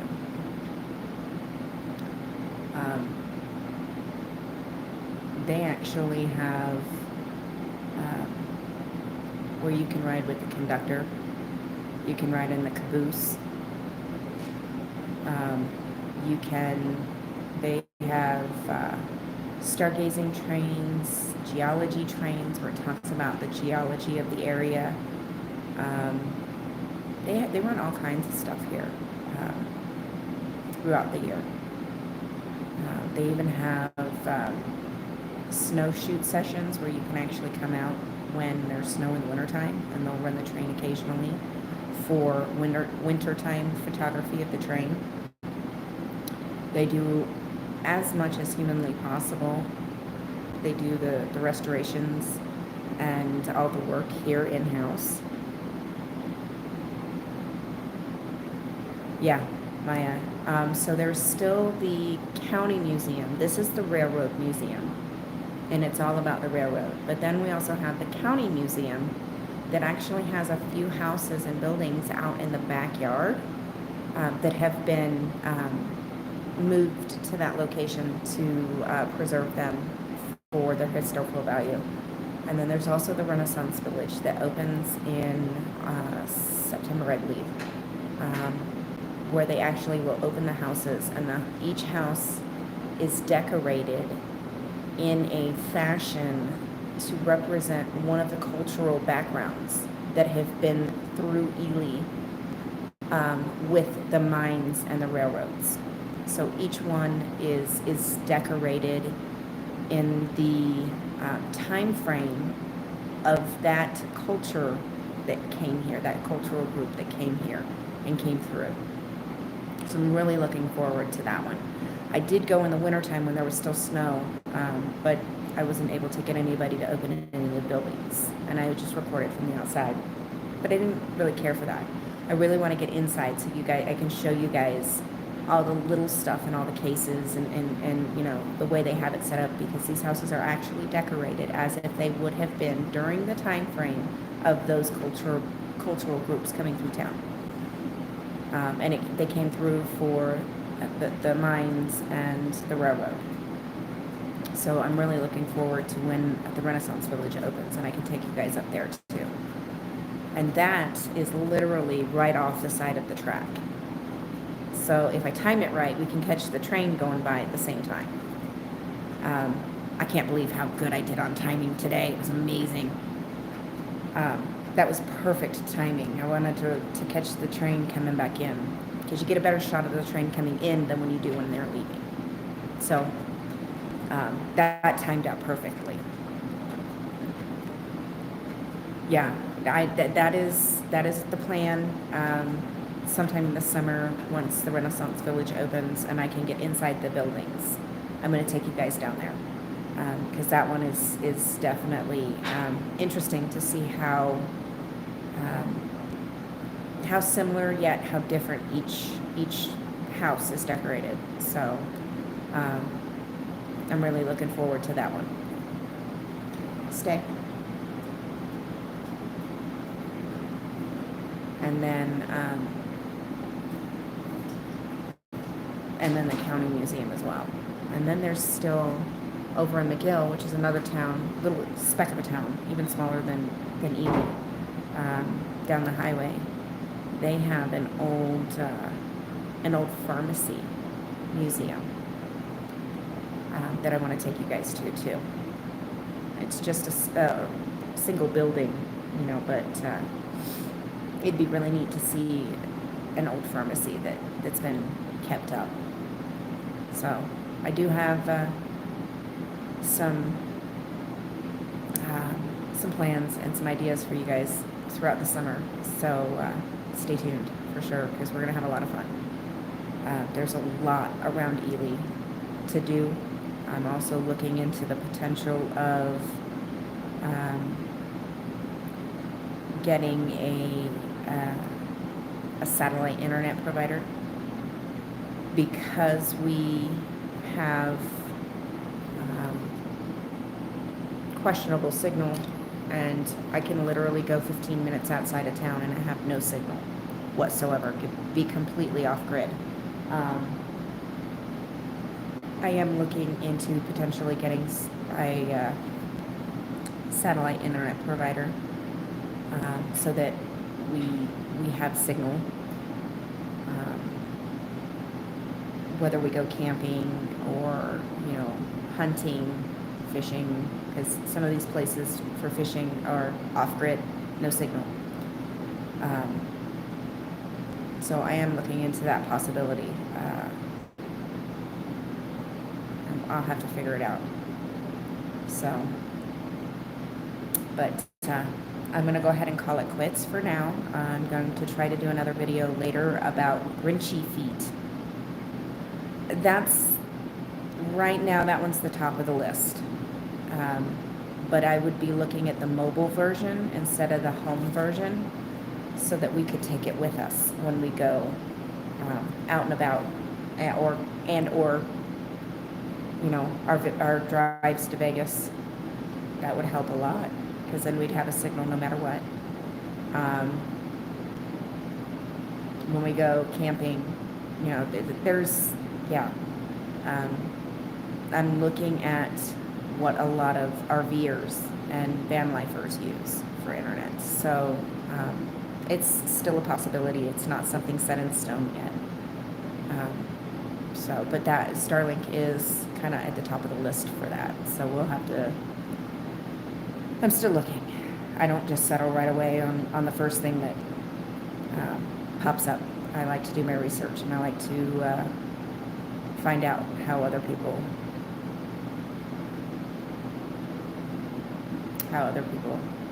handle things. Yeah, well, this is not just, this is a little bit different. This would be an actual internet signal.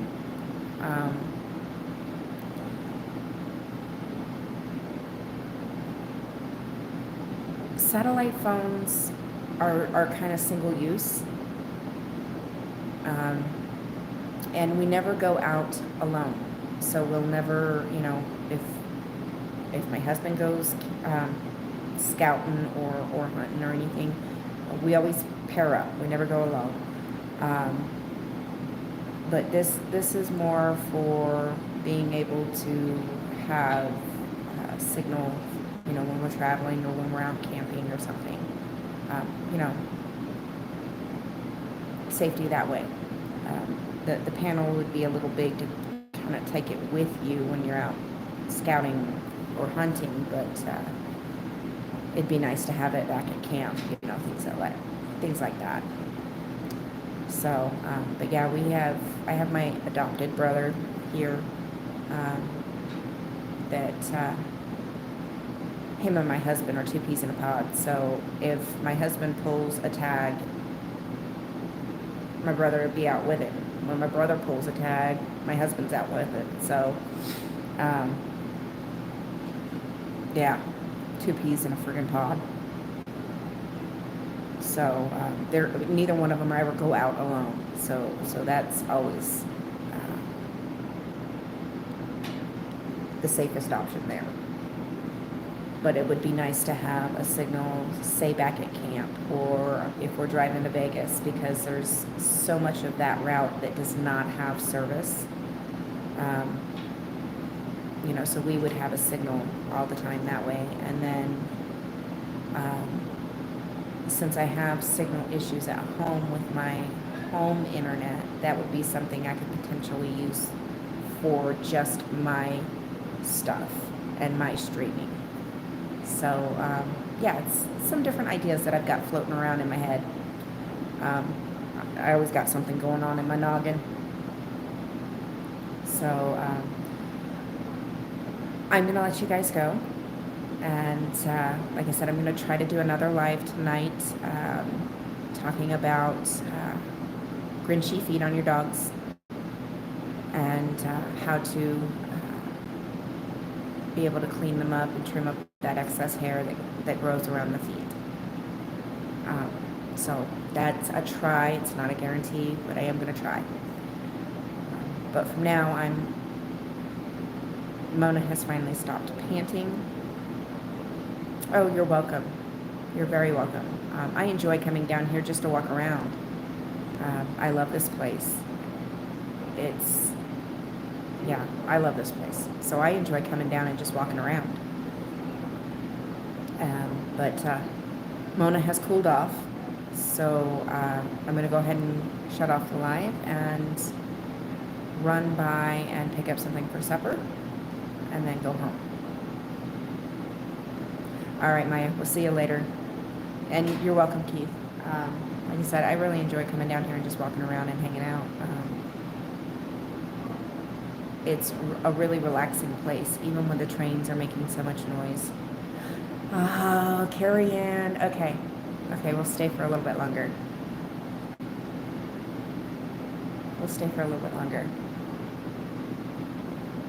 You're definitely going to have to go back and rewatch, because we are, turn around.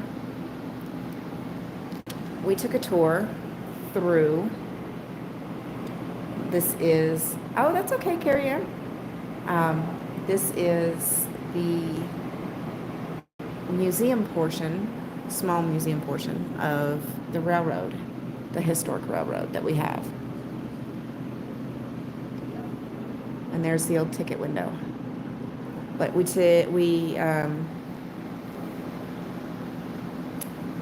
got down here with just enough time. We got down here with just enough time to be able to catch the train coming in, and it was the steam train. And then watched it turn around and come and pull all the way in. And then we took a tour of the grounds into the shop and looked at all the different engines and different cars that they have in the shop, in the machine shop.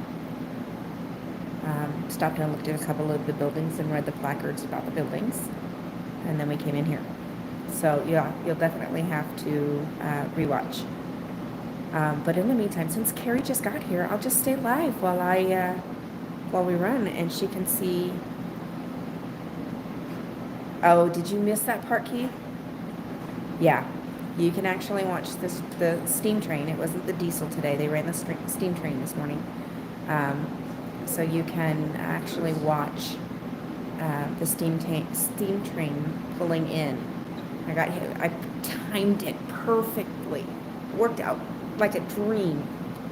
So, and then I showed Maya, we've got Garnet Hill. I know it's backwards, but we've got Garnet Hill, where you can go rock hounding for your own garnets. I don't know if you saw this, Keith. So you can go rock hounding for your own garnets. And they come out of like pinkish colored rock. You can break the rock and dig them out yourself.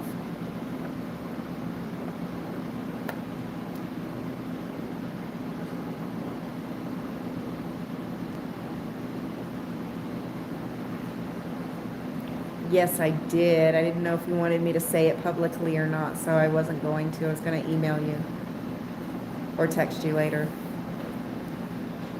Okay. You guys have got to see this. I think somebody is comfortable.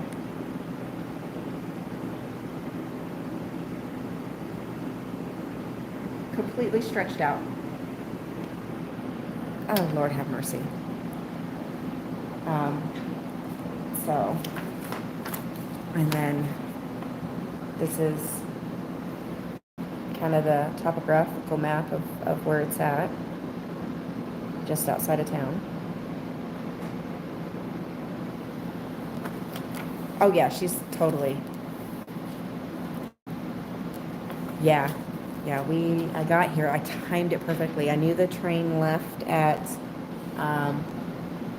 or it at least started boarding at 11:30, and I wanted to time it to where I was getting here just before they pulled in, and it worked out perfectly. So I was able to catch the train as she was pulling in, and you can watch it.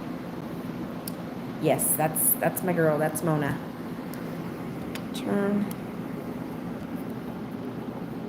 Mo.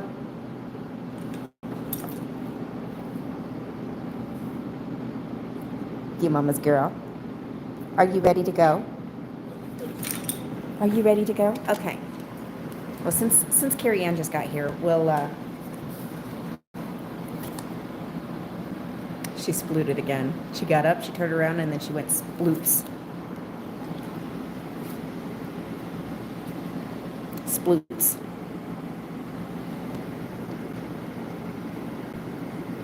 I'm gonna do a few. Are you ready to go? Okay. Oh, we're going out the back door. Come. Here, let me put your leash over your back. Come here. All right, there we go.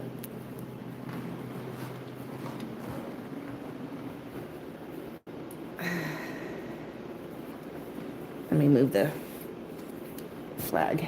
There we go.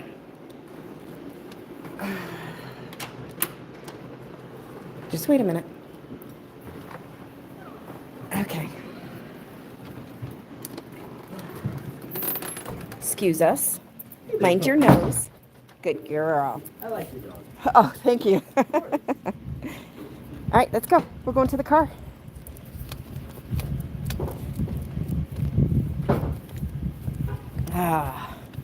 So since Carrie just got here and she missed our travels through town before we got down here, we'll stay live just a little bit longer. Yeah, get in that shade, baby. Who are you? That's not a house we go into. Come on. There's no stairs on that side, Goofy. You got to come back down this way. Goofy girl. Okay. All right.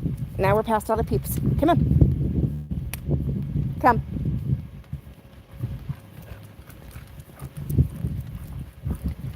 Okay. It is. I love this place. I absolutely love this place. Steph. See.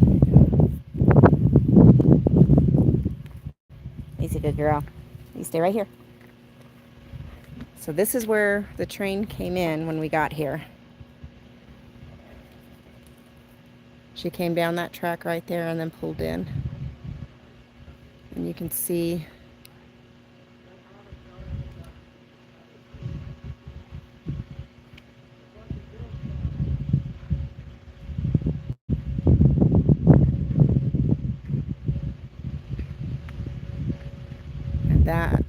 that one is an old box car. Old. And then some newer ones. And then the golf course is actually just on the other side of the tracks. So there's these tracks here, and then there, right where those trees are, that line of trees. Those are tracks there. The golf course is just on the other side of that. Come. There's my little bug. I love my car. She bebops all over the place. And this is where all our school buses park. That white one is the one that the kids take when they have to travel for sports meets and stuff. And then I know I showed Patrick from a distance, but we're gonna get close up. Holy cannoli, that's hot. Oh, buddy. Oh, buddy. Yes, the train station is still in use. However, it's a historic train station. We don't go out of town with it. It's just for local excursions. So I'm gonna set you guys over here for a minute. I don't know. I'm gonna just set you down for a second. Hey, Mischief. Okay. You guys get a view of Mona for a minute. I gotta turn this around.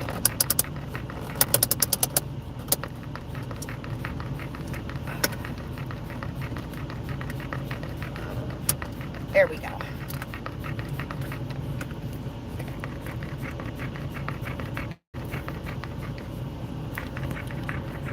Okay.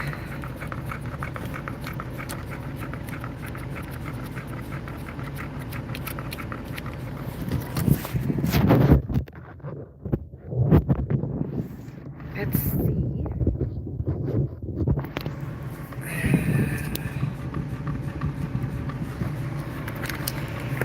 Nope, the cooler won't fit. Okay. No big deal. Yes, it's a Mona. Hey, Mo. Over here. Hey, go fan. girlfriend.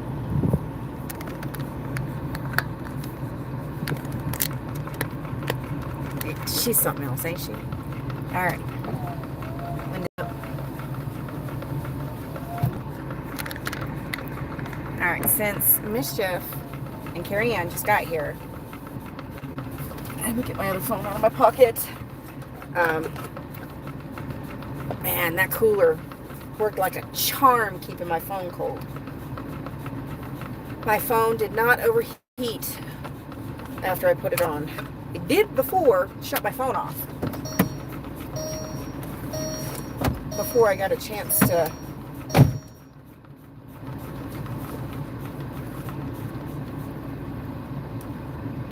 look out for you, Goofy. I just put my phone in there.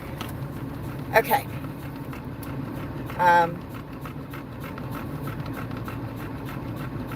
Oh, this is a cool shot. Let me...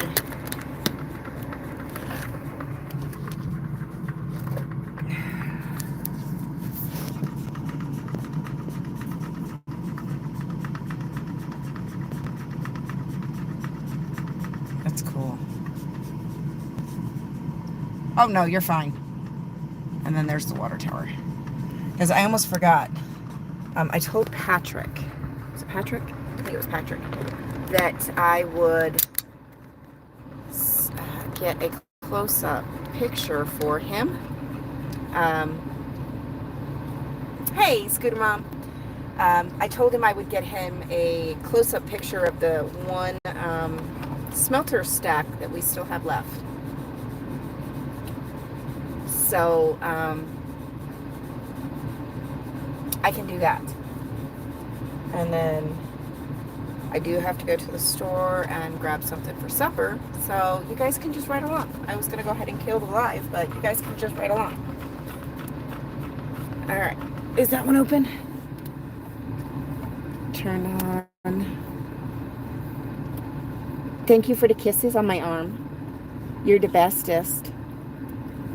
You mama's girl. All right, let me kick up the AC one more.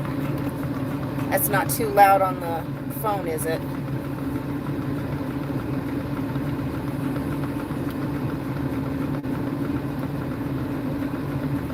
Let's see if I can bring this up some more.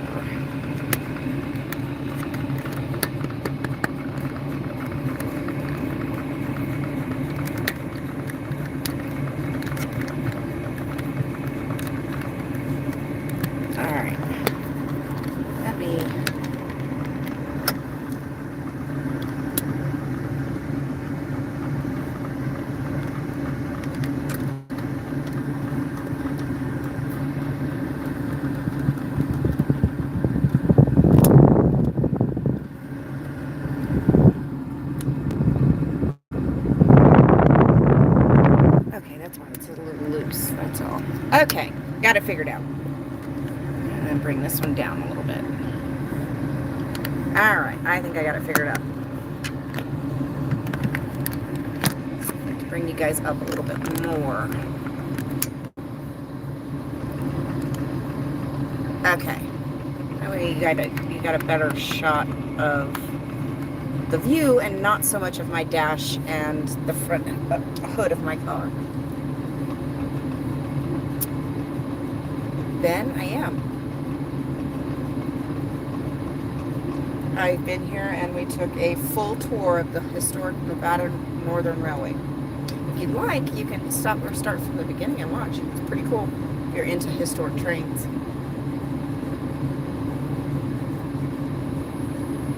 Yes, bright blue sky. Bright blue sky. So we'll go ahead and, because I parked all the way off to the side by myself.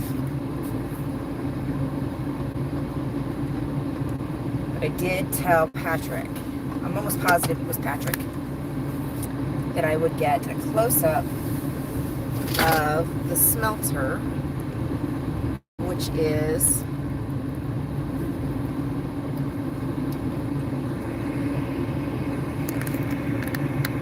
right there. smelter is, or the stack is a remnant of the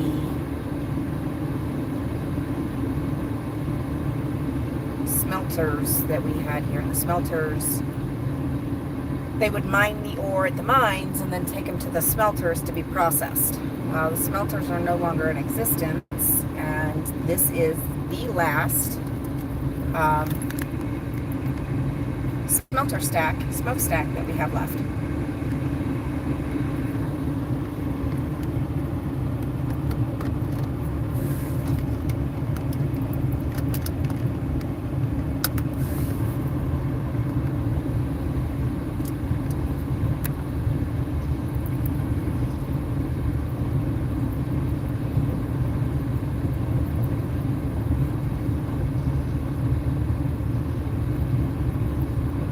Copper, yes.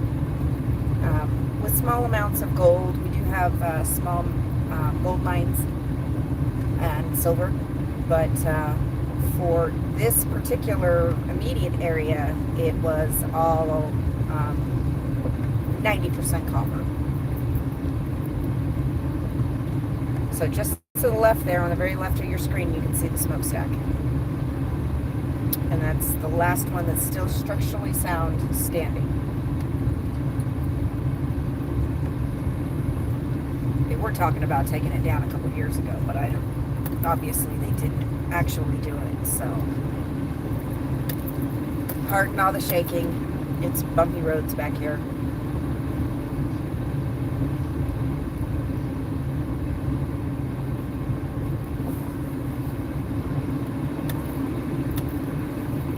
So here's the base of it. And it's behind this tree. Here we go. Now you can see the smokestack.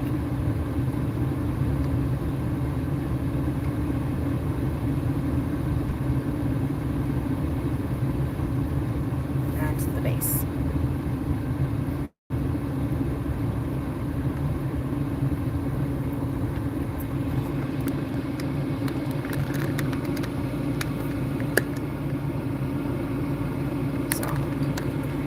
So I promised, I told Patrick I would swing by over here and get a close-up for him. And there we go. I did my duty.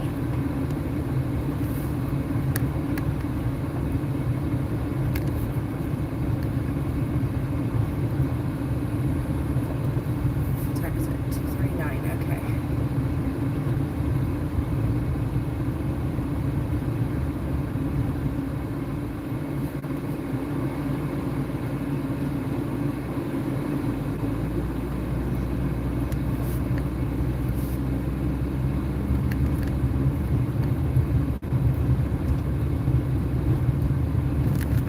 Big bounces.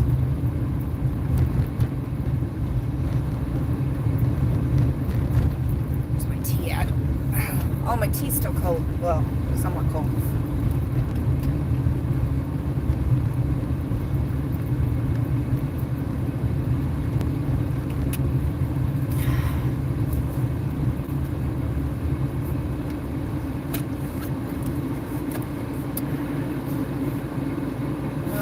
We'll go this way. We'll take a quick tour. I did take a tour before, but we'll take a quick run through town so you guys can kind of see some of the outskirts, as I just went down the main roads.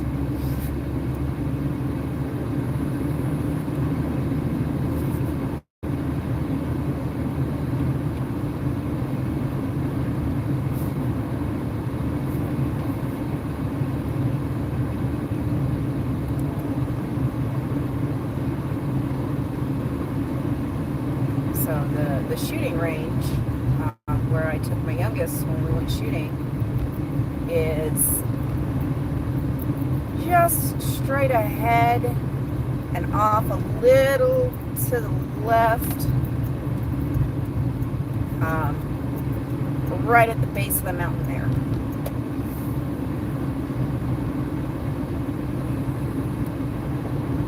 You can kind of see a road that goes up there, right in the center of the screen, or right in the center of that mountain there. Oh, brain fog. Hey, Rad. You guys are going to have to rewatch. We went to the historic train museum and watched the steam train roll in, and then took a tour around the property. Now we're kind of just getting a little bit around town. So when I say I live in the middle of nowhere, you guys understand exactly what I'm talking about.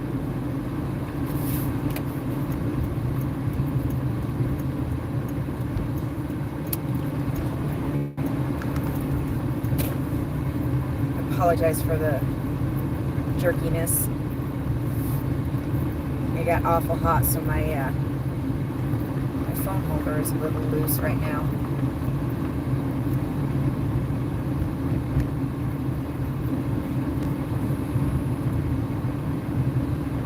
So the shooting range from right here, let me pull over. From right here, the shooting range is, let me get my finger, right there, up on the mountain.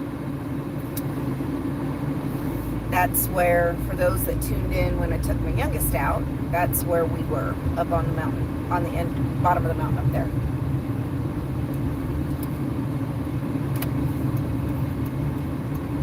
So now I've taken a tour through the main roads, and now we're kind of taking a little bit of a tour around the back roads. This is our only hardware store that is specifically a hardware store, not a ranch store.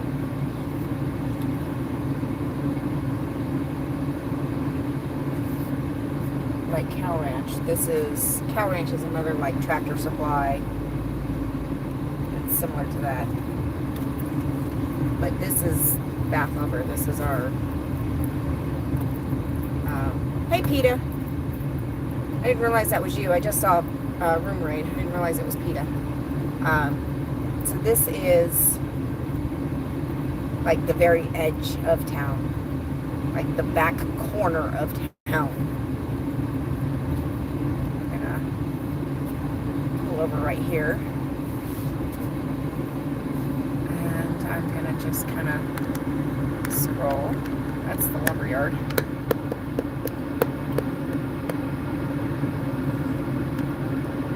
The very edge of town.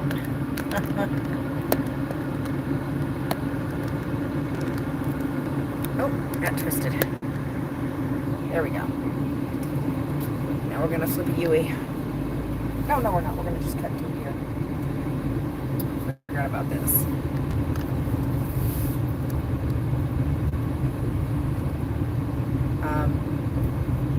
Out through these mountains here, there is actually where they cut out the road. We call it Hercules Gap.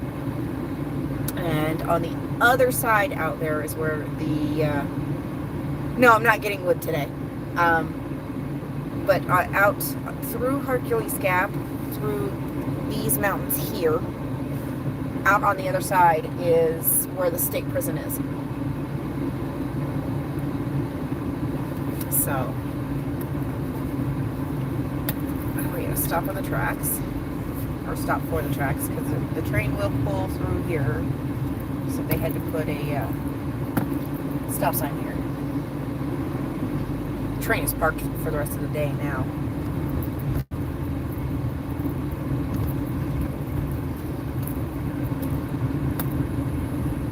So we are literally on the very edge of town.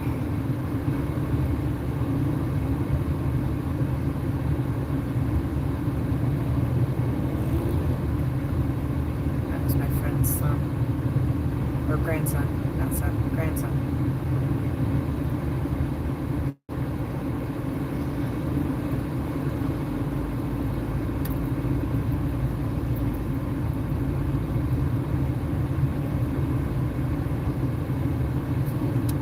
You guys gotta see these. Look at these trucks. Is that Isn't that awesome? We have a high number of antique and classic vehicles here because we don't use salt in the wintertime on our roads. So we use sand. Yeah, it's not. There's no rush around here. This is where one of the mines parks here.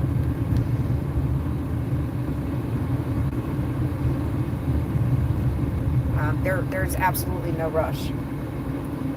That's why when we come home from Vegas, I'm absolutely exhausted because it's 24/7 nonstop.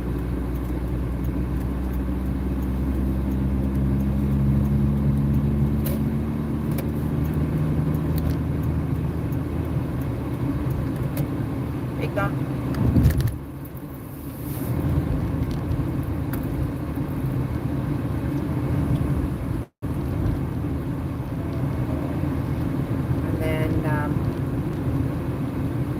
If we hung a left here and went straight instead of turning where I did, the hospital is right there. What do we got going on here?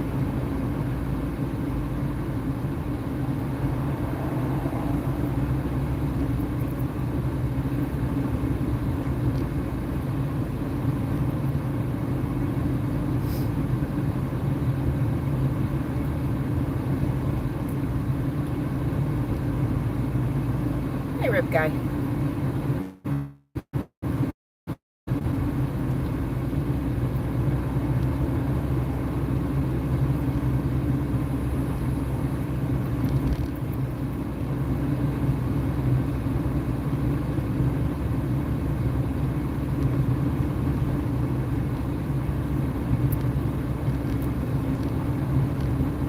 Most of all this back here to the left is all residential.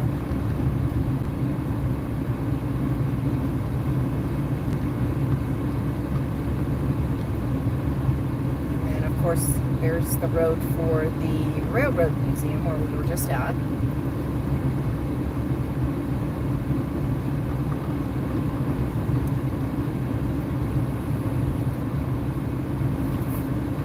A friend of mine just bought the outpost bar here, and she's done an amazing job at getting it back up and running and cleaned up and looking nice, bringing in business.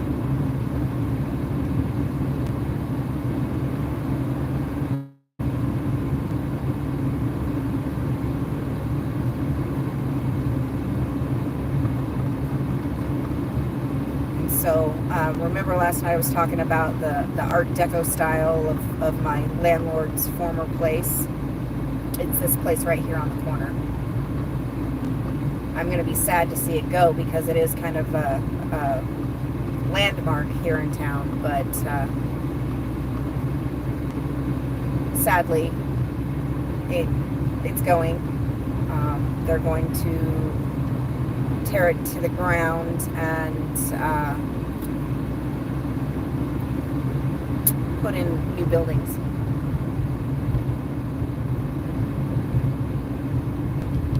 All right, Mischief. And then here's the county museum, and we'll do another little excursion there too one day, because they have buildings out back that you can explore.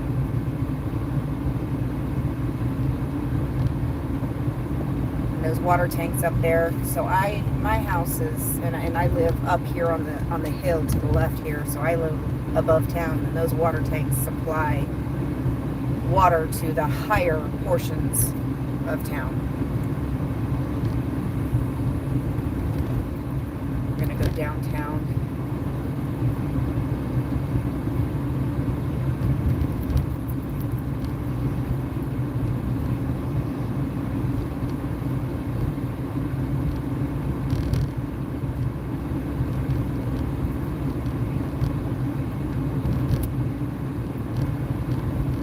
It was needed, KT. That building was not in great shape. But we still, so we're actually passing my shop right now. There's my shop. the value of that building, leaving it as a landmark, was not, it wasn't feasible with what needed to be done to that building.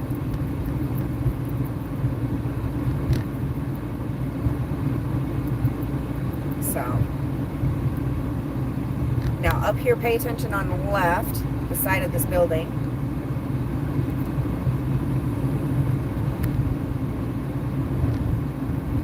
So almost all of these buildings in downtown are historic. We have the Economy Drug right here, which is an old-fashioned soda fountain. They still operate the soda fountain, and they do lunches and all kinds of stuff. This is the historic Hotel Nevada on the left. Directly across the street is the Jailhouse Motel and Casino. All of this is all historic.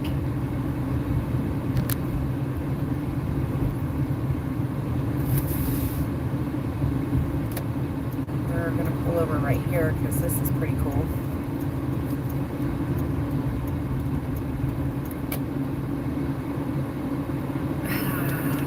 KDSS, the radio station. We have one radio station.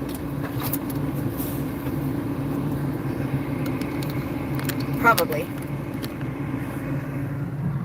Here is the old J.C. Penney's, which the building was restored for the Garnet Mercantile. But it used to be the old J.C. Penney's. We are not at the barbershop, but we are close to the barbershop.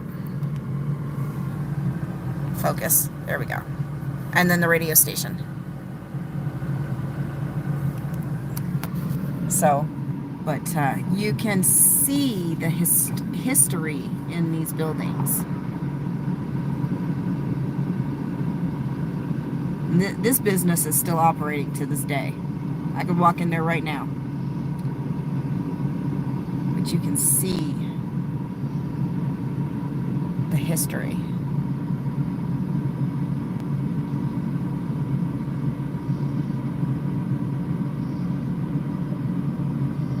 And then they have the art bank.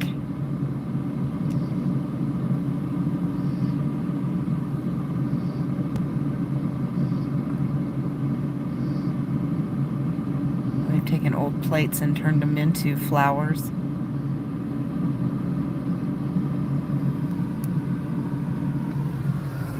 So I thought that was pretty cool. Now we're going to turn around and head back and show you the old county courthouse. And the old, oh, there we go. That's why it wasn't closing all the way. The old county courthouse and the old high school that is now the middle school.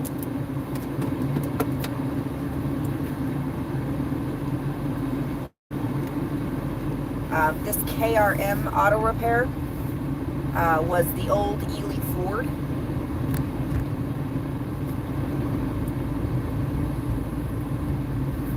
And when Ely Ford shut down, it was empty for a while.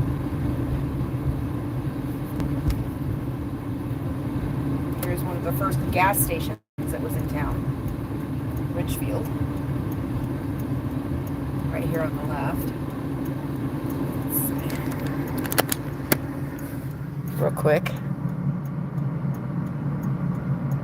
It's one of the first gas stations that we got in town. Okay.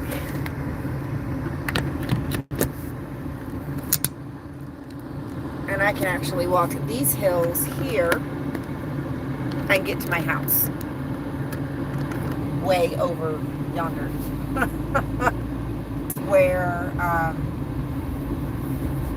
the park is, where the high school used to do all their sports, and also National Guard building on the end, on the far end, which I can't turn my folder anymore. Excuse me, Mona. There's Mona. I gotta roll the window down so you can see. Admire Mona for a minute. There we go. So that building there is the old National Guard building. And then this is the fields where they used all the high school, all the sports used to be played. Now, they have their own, this red says hi. Now the high school has their own fields at the new high school. So, I'm rolling it back up so you don't get hot, baby. Because you're not spoiled at all. This is the back of City Hall here.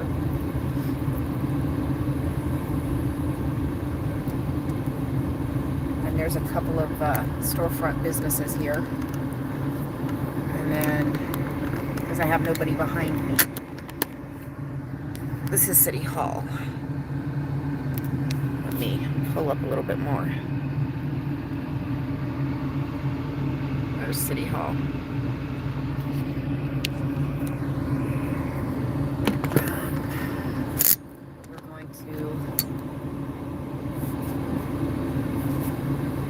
We're gonna roll down here, and if you look, there's actually a lot of murals on the sides of the buildings throughout town.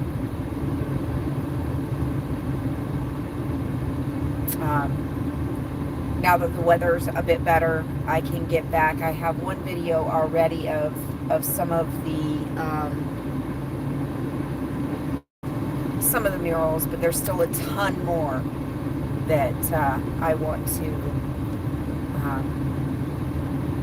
photograph and get posted in a video.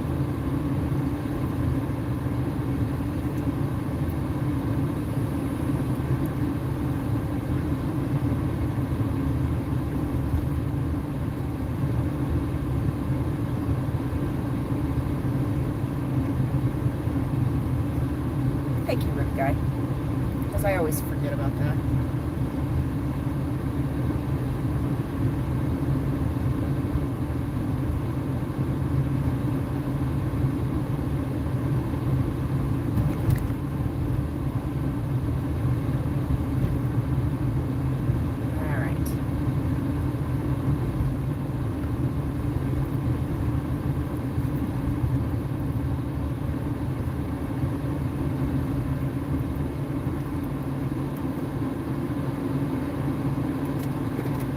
Alright. Stay, Mo. Stay. Mama's just gonna get out for a second.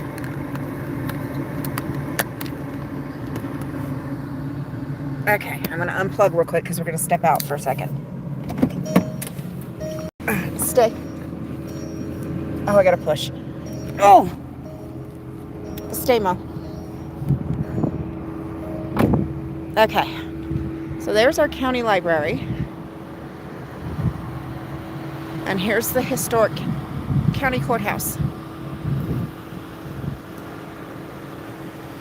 They just built a new, oh, I like that sign. Your life matters. I don't know who put it there, but I freaking love it. I freaking love it. So if I'm not mistaken, this was built in the early 1900s, 1901, I believe, 1908, something like that. And up until, I believe, last year or the year before, year and a half ago, we would still actually bring prisoners from the maximum security prison, Ely State Prison, out here to this very courthouse. If they ended up getting charges while they were in prison, they would come here for those court cases. So you could imagine the security or lack of. So they eventually just built a new, let me turn this around so we can talk. They just built a new, brand new, state-of-the-art facility, Justice Center. that's uptown. We haven't gone up that direction yet. So that is where all of that has been moved to. And this is now just for some other county entities like the tax office and stuff like that. So they're still using it, but it is not being used for anything secure, like you would assume prisoners coming in from a maximum security prison. so all of that has been shifted over to the new Justice Center. And then we are going to switch back around. This is the old high school that is now the middle school. All right, Carrie Ann. We'll talk to you later. I don't know if I'm going to make book club. I'm going to try. Cricket Cinema did put a comment on my video from last night for me to remind people and let people know that you had the book club today. I'm going to try to make it, but I can't promise because I do have another video I want to try to make later today. So we will see. But my grandmother, who we lost in 2011, went to high school here.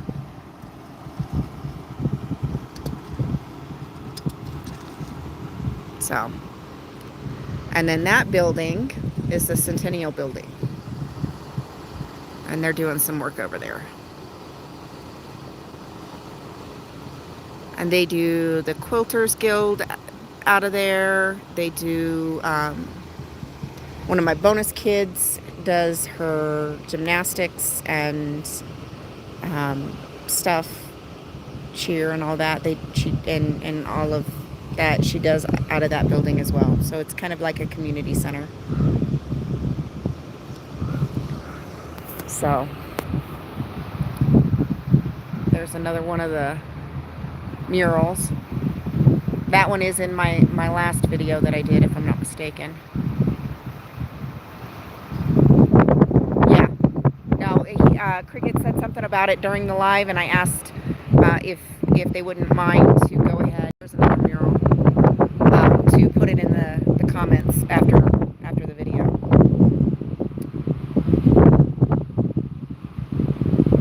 You would think, because here, a 4th of July weekend is actually not just 4th of July weekend.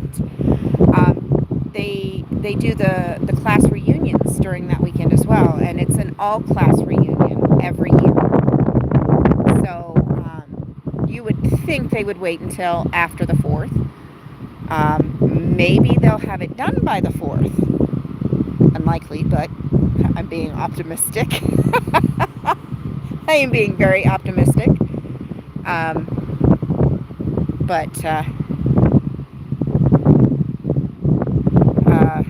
Okay. But we shall see. So 4th of July weekend around here is so busy because there's so much going on with the class reunions. You know what? I can't give her too much dairy. She gets gassy, and I'm good. I'm good. She doesn't have a super sensitive stomach, but just a little bit, and a lot of cheese or dairy, ice cream or anything like that. Oh, buddy, I'm good. I'm good.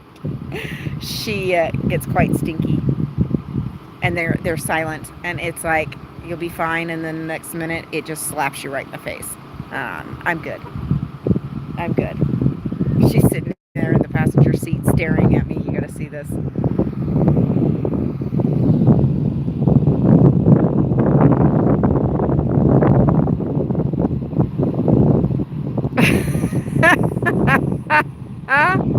Yes, SPD, for sure.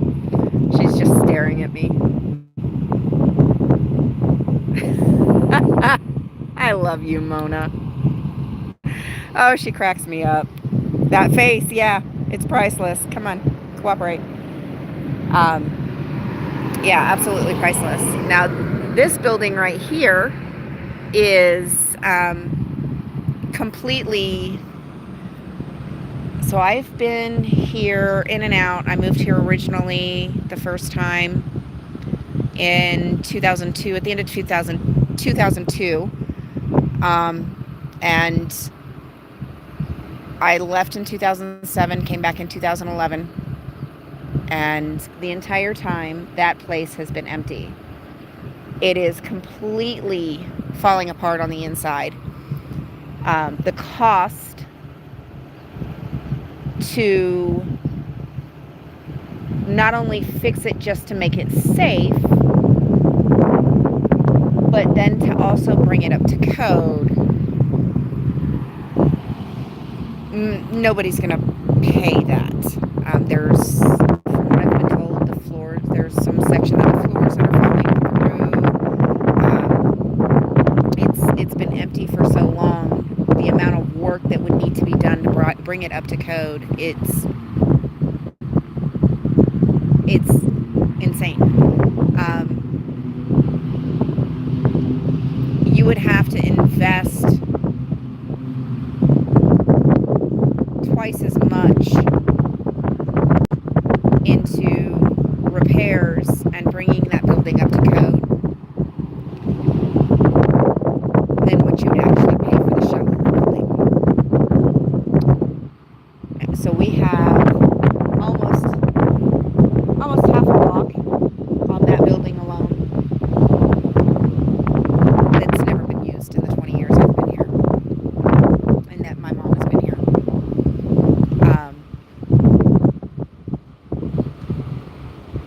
It's sad because that building is literally sitting there rotting and nothing is being done about it. Well, financially, your average person that would even buy it to try to do anything with that lot wouldn't want to invest that kind of money. So what do? Do you keep it simply for the aesthetic of the historic building that is falling apart? Or do you tear it down to make space for new buildings that could house new businesses?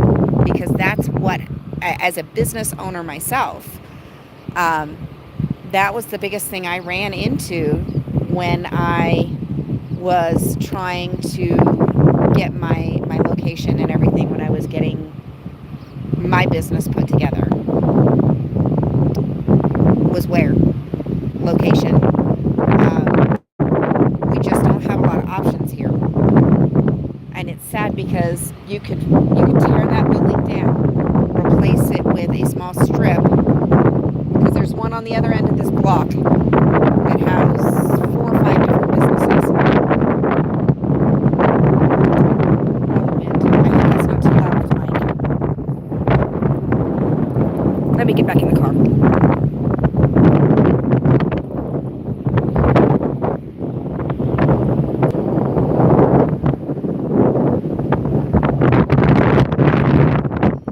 Hi, Mo. Was you waiting for me? No, you gotta get back. Get back. Good girl. Okay. There we go. You gotta weigh the cost, because you could probably make a lot more and a better investment in. I hope I'm not covering the camera. I'm plugging back in and setting back up. And have more usable space by tearing that building down. So, what do you do?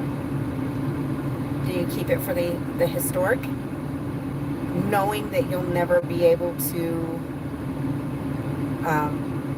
probably never be able to sell it,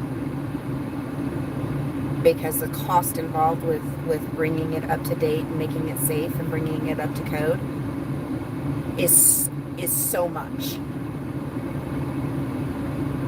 Or do you tear it down and build something else, like I said, on the other end of that block?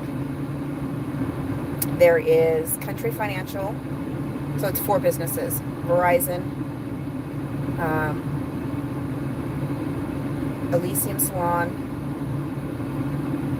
and then I forget what the other one is. It's a small strip.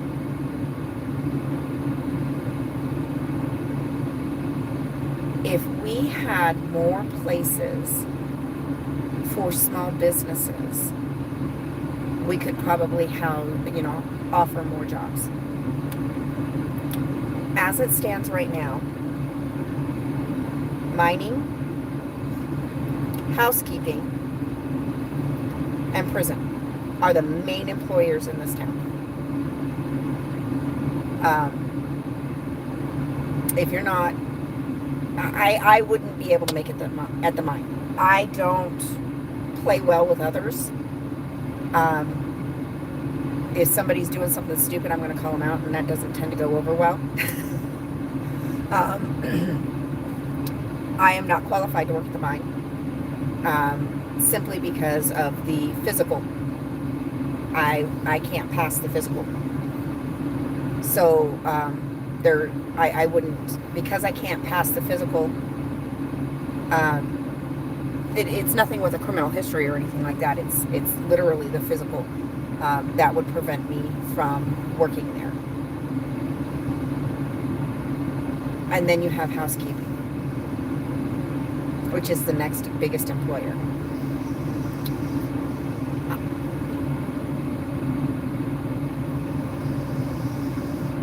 She's asleep with her chin on the door jamb, or the window jamb, her nose up against the window, and she was snoring. She's awake now because I said something. Hi, girlfriend. Did you just conk out against the window? Now I have a wet nose print right on my window. What's my deal with you? I love you.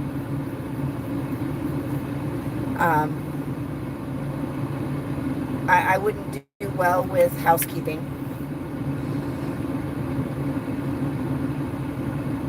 I'm good. And I certainly don't do retail. Yes. She is definitely my baby girl. Huh? You mama's girl? And yeah. I'm best working solo and doing what I do, grooming. My husband works at the mine, and honestly, I'm surprised he's stayed as long as he has, because him and I are very similar. I know I probably would never make it through the probation period because the wrong person said the wrong thing the wrong way, and I'd be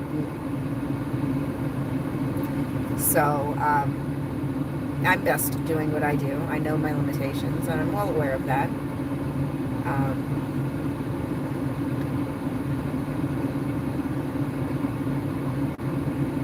We already have a boarding facility here.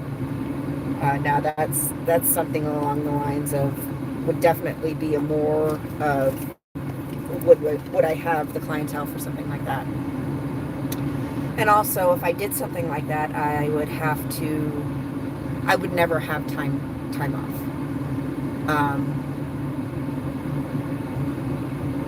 I would never have downtime if I did something like that, because you're constantly having to take care of the dogs. Even when you're closed, you would still have to be there to take care of the animals. So I would literally never have any downtime if I had something like that. It would be probably a good investment, but it would have to be outside city limits, and there's not much outside of city limits. So it would involve probably building from the ground up, and that's expensive. Very expensive, because being this far out in the middle of nowhere, everything is more expensive because of the shipping costs to get everything here. So And I do like having my downtime. Most of my friends already have jobs. And I'm not busy enough. No, you're fine. You're fine. I'm not busy enough to need constant help. So that's, I would, if I hired somebody outside of my immediate family, I would have to change my business licenses as well, because everything is under sole proprietor. That does not allow me to legally have employees. So I would have to change my business licenses, because I have one for the city and one for the state. So I'd have to do that before I could even hire anybody outside my immediate family.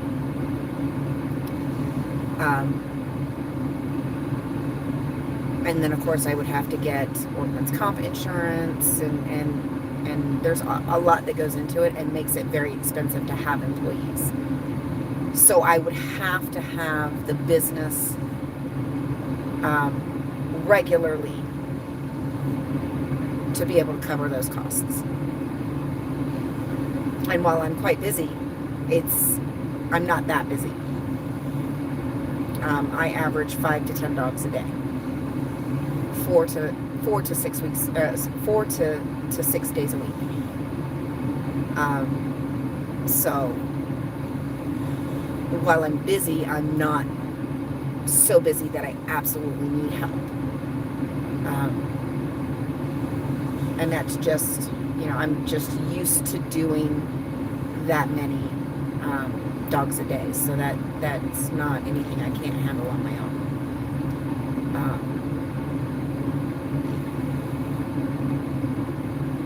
But there are 2 other big shops in town, and both of them have employees.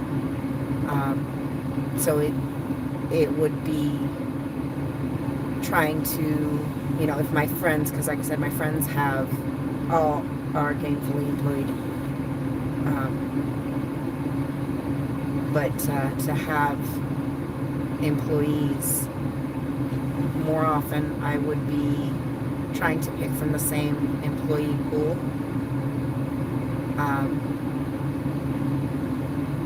And most of them have worked for the other shops, and that's not necessarily where I want to go if I had employees. I hope that makes sense.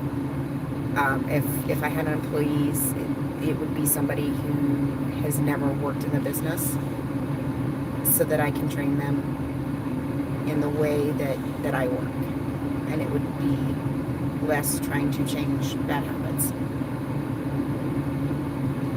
Good morning to you too, my dear. So yeah, it would be quite expensive to do it. Like I said, I'd have to change my business licenses, both of them. And then, of course, I would have to carry insurance, and there's a couple other requirements that I would have to do. So, it's expensive to change over, because that's one thing I would not have, is employees without the proper insurance coverage, because we get bit. We get torn up, we get scratched up, every time that something breaks the skin, it's a chance for infection. It's I don't know if you remember, but Mike Rowe had that Dirty Jobs show. Grooming was on that show. He spent a whole day with a groomer. It's a dirty job, and there's just too much risk for injury and wounds, and I would never ever have an employee without making sure that I have all the maximum best coverage, insurance coverages, and all that I could possibly have, to make sure that my employees would be taken care of, should they be injured on the job. And that would be expensive. So sometimes I wish I had employees. Yes.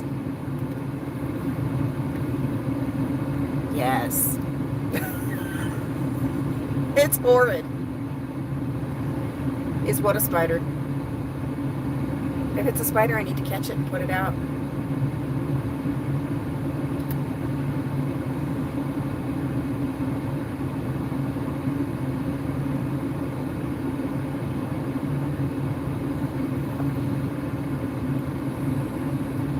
I don't see any spiders. Yeah, I don't. Because I sure enough would catch it, put it right out so it can live its happy little life out here. There's all kinds of trees it can climb up. Mona view. Curled up in her seat. Oh, did I wake you up when I called your name? I'm sorry.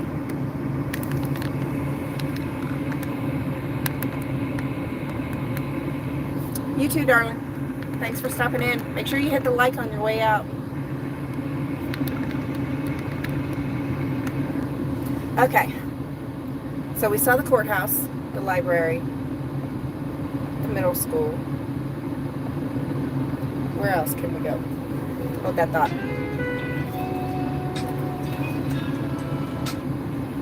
Yes, love.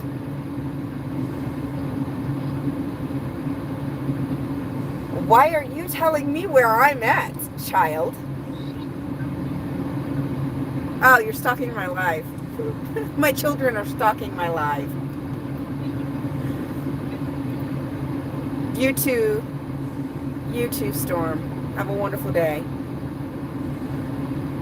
Because I was showing people around our town. Because last time I just drove, remember? And I only hit the main streets. So this time I stopped and showed everybody the old courthouse, the middle school.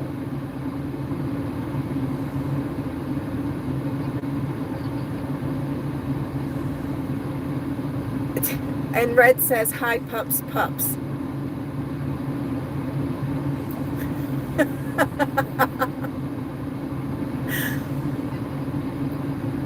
Why do you want me home? I don't know what we're doing for supper. What do you want for supper? Because I'm heading that way. I got sidetracked with a little detour.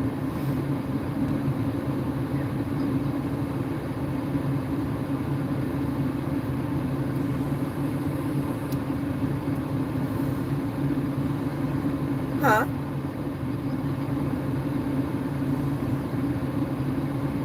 Oh, I know. How many eggs do we have? I was going to make egg salad sandwiches.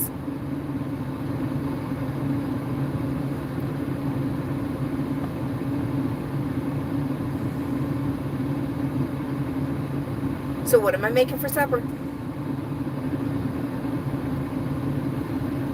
Are my bonus kids there too? Are the bonus kids there too? Oh, okay. You're at bonus kids' house. Okay.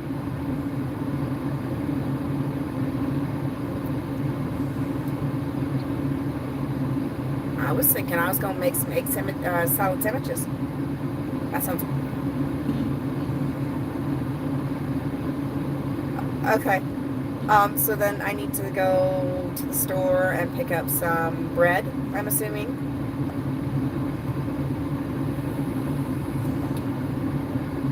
Hello, child. Do we need bread?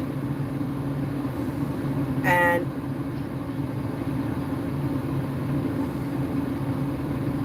I was gonna get like maybe ciabatta bread or something.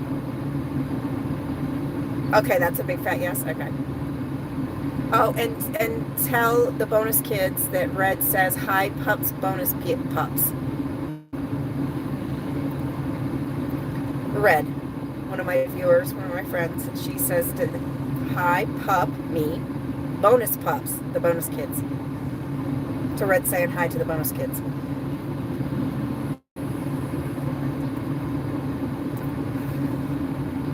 Okay. Do you happen to know how many eggs we have? No idea. Okay, so I should probably pick some up. Okay, done deal. I will be home when I get home. Okay, love you. Love you. I'll talk to you guys in a little bit. All right, bye.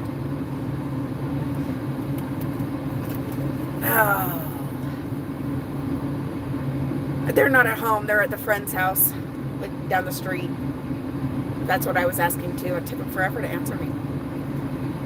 So I guess we hit a lot of the big points in town.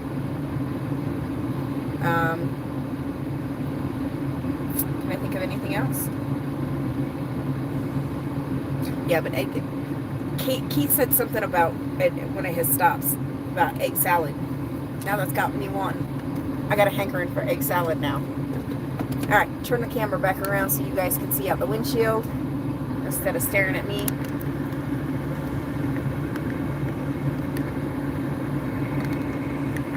Okay. Now I do have a short video down here at the end. We've got the newly remodeled duck pond here. Oh, excuse you, baby. I don't want to get too much. I've got a couple of kids here, so I'm just gonna be a split second. Now I do already have. Do we got a hair in our throat? Cough it up, baby.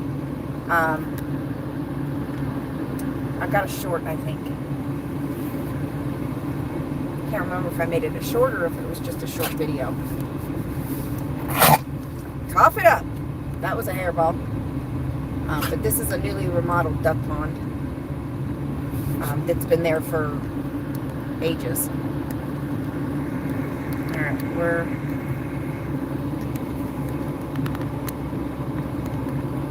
Oh, you're welcome, KT. We'll talk to you later. And of course, I will absolutely give Mama some extra snuggles for you.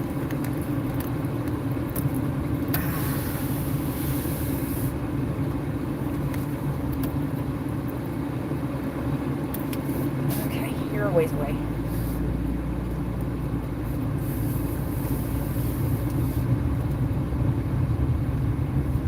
Turn this down a bit. Whew, it got chilly in here.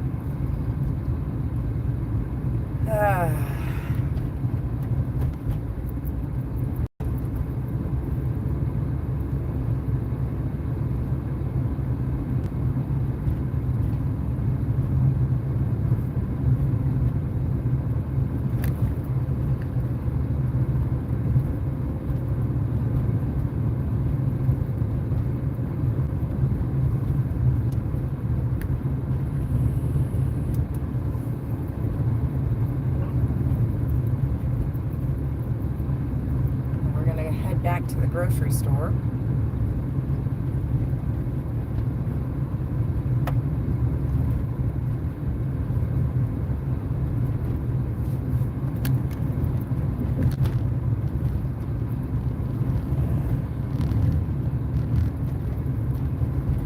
This is the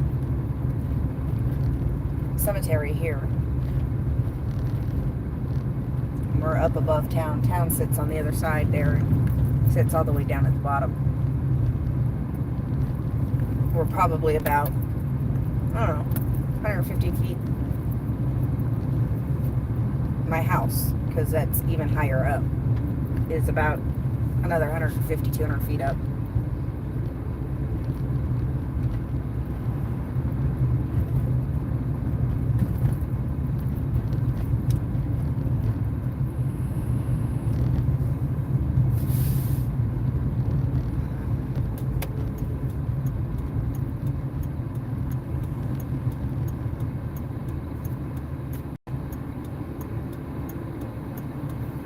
Hey, Red, are you still here?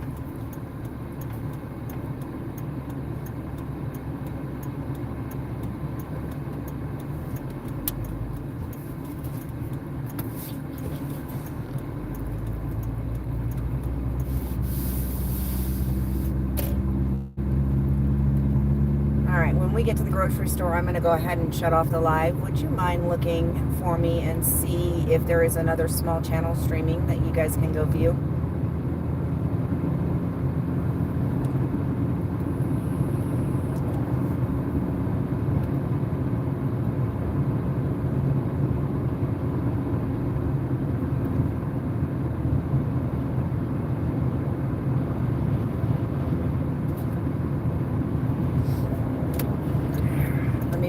pull into the parking lot and I'll mod you so you can put the link in.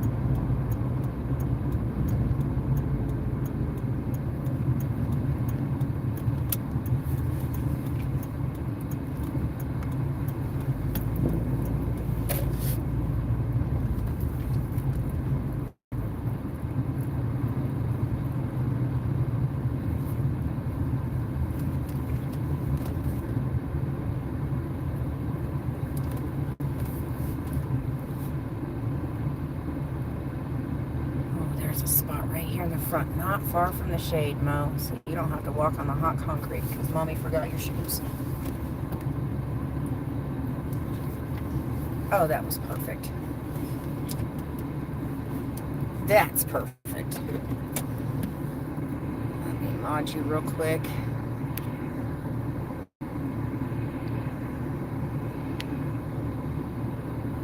All right.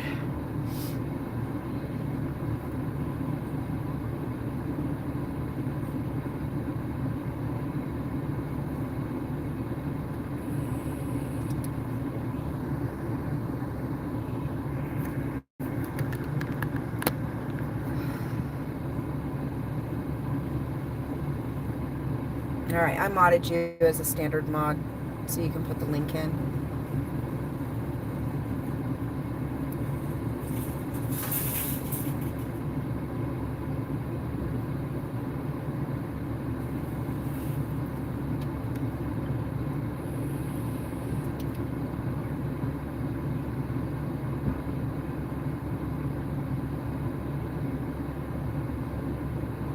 Do you see other people's? Do you see other people's? You do, don't you?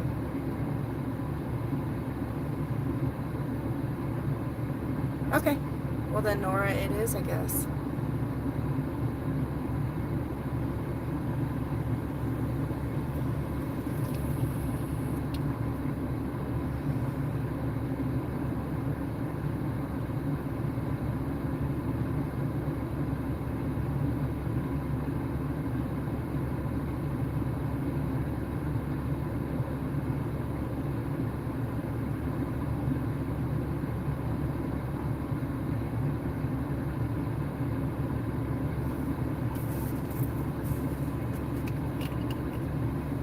Thank you, darling. Now, would you like to stay a mod? That's completely up to you.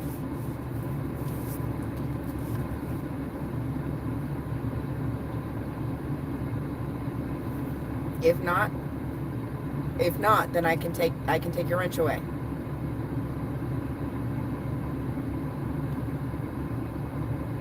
Okay. I will definitely. Perfect. Then I'll just leave you as a mod. Right now, I don't think I need a managing mod. So I've just got you set as a standard. But if things get crazy and I start getting a lot more people in my lives, would it be an issue if I changed you to a managing mod?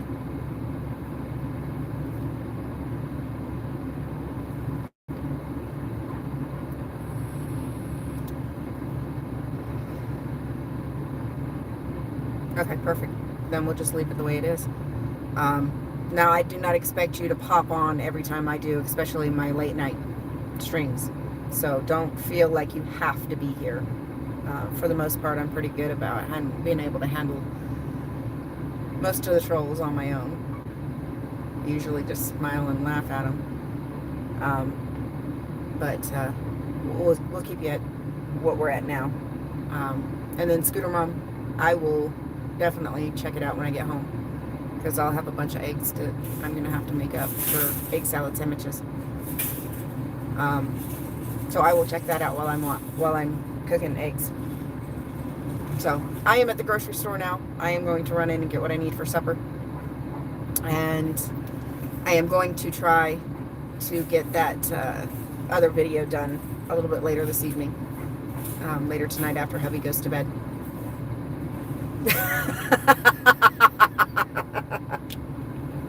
I just don't let them get under my skin. I just don't let them get under my skin. If it's really stupid, you know, I'll call out stupid real quick. And I'm not nobody's baby. I can't stand that. Even my husband doesn't even call me baby. Ugh, that drives me insane. That'll get under my skin. I'll be quick to block you on that one, because that's just disrespectful. So, all right, folks, I'm gonna get off of here, and keep your eyes out. I might be doing that other live later tonight where we talk about Grinchy feet. And that one I want to do where I show the video and I talk about it. And that way, if anybody has any questions, they can ask right away instead of leaving questions on as comments. So I'm going to try to get that done tonight. If I don't get to that tonight, then I'll try to do it tomorrow after I get off work. So I hope you guys have a wonderful day. Hit that link for Nora. I'm probably going to watch her a little bit later while I'm cooking, so it'll probably be replayed by the time I get done. So, but I will talk to you folks later. Have a wonderful rest of your day, just in case I don't make it back on later tonight. I'll talk to you guys later.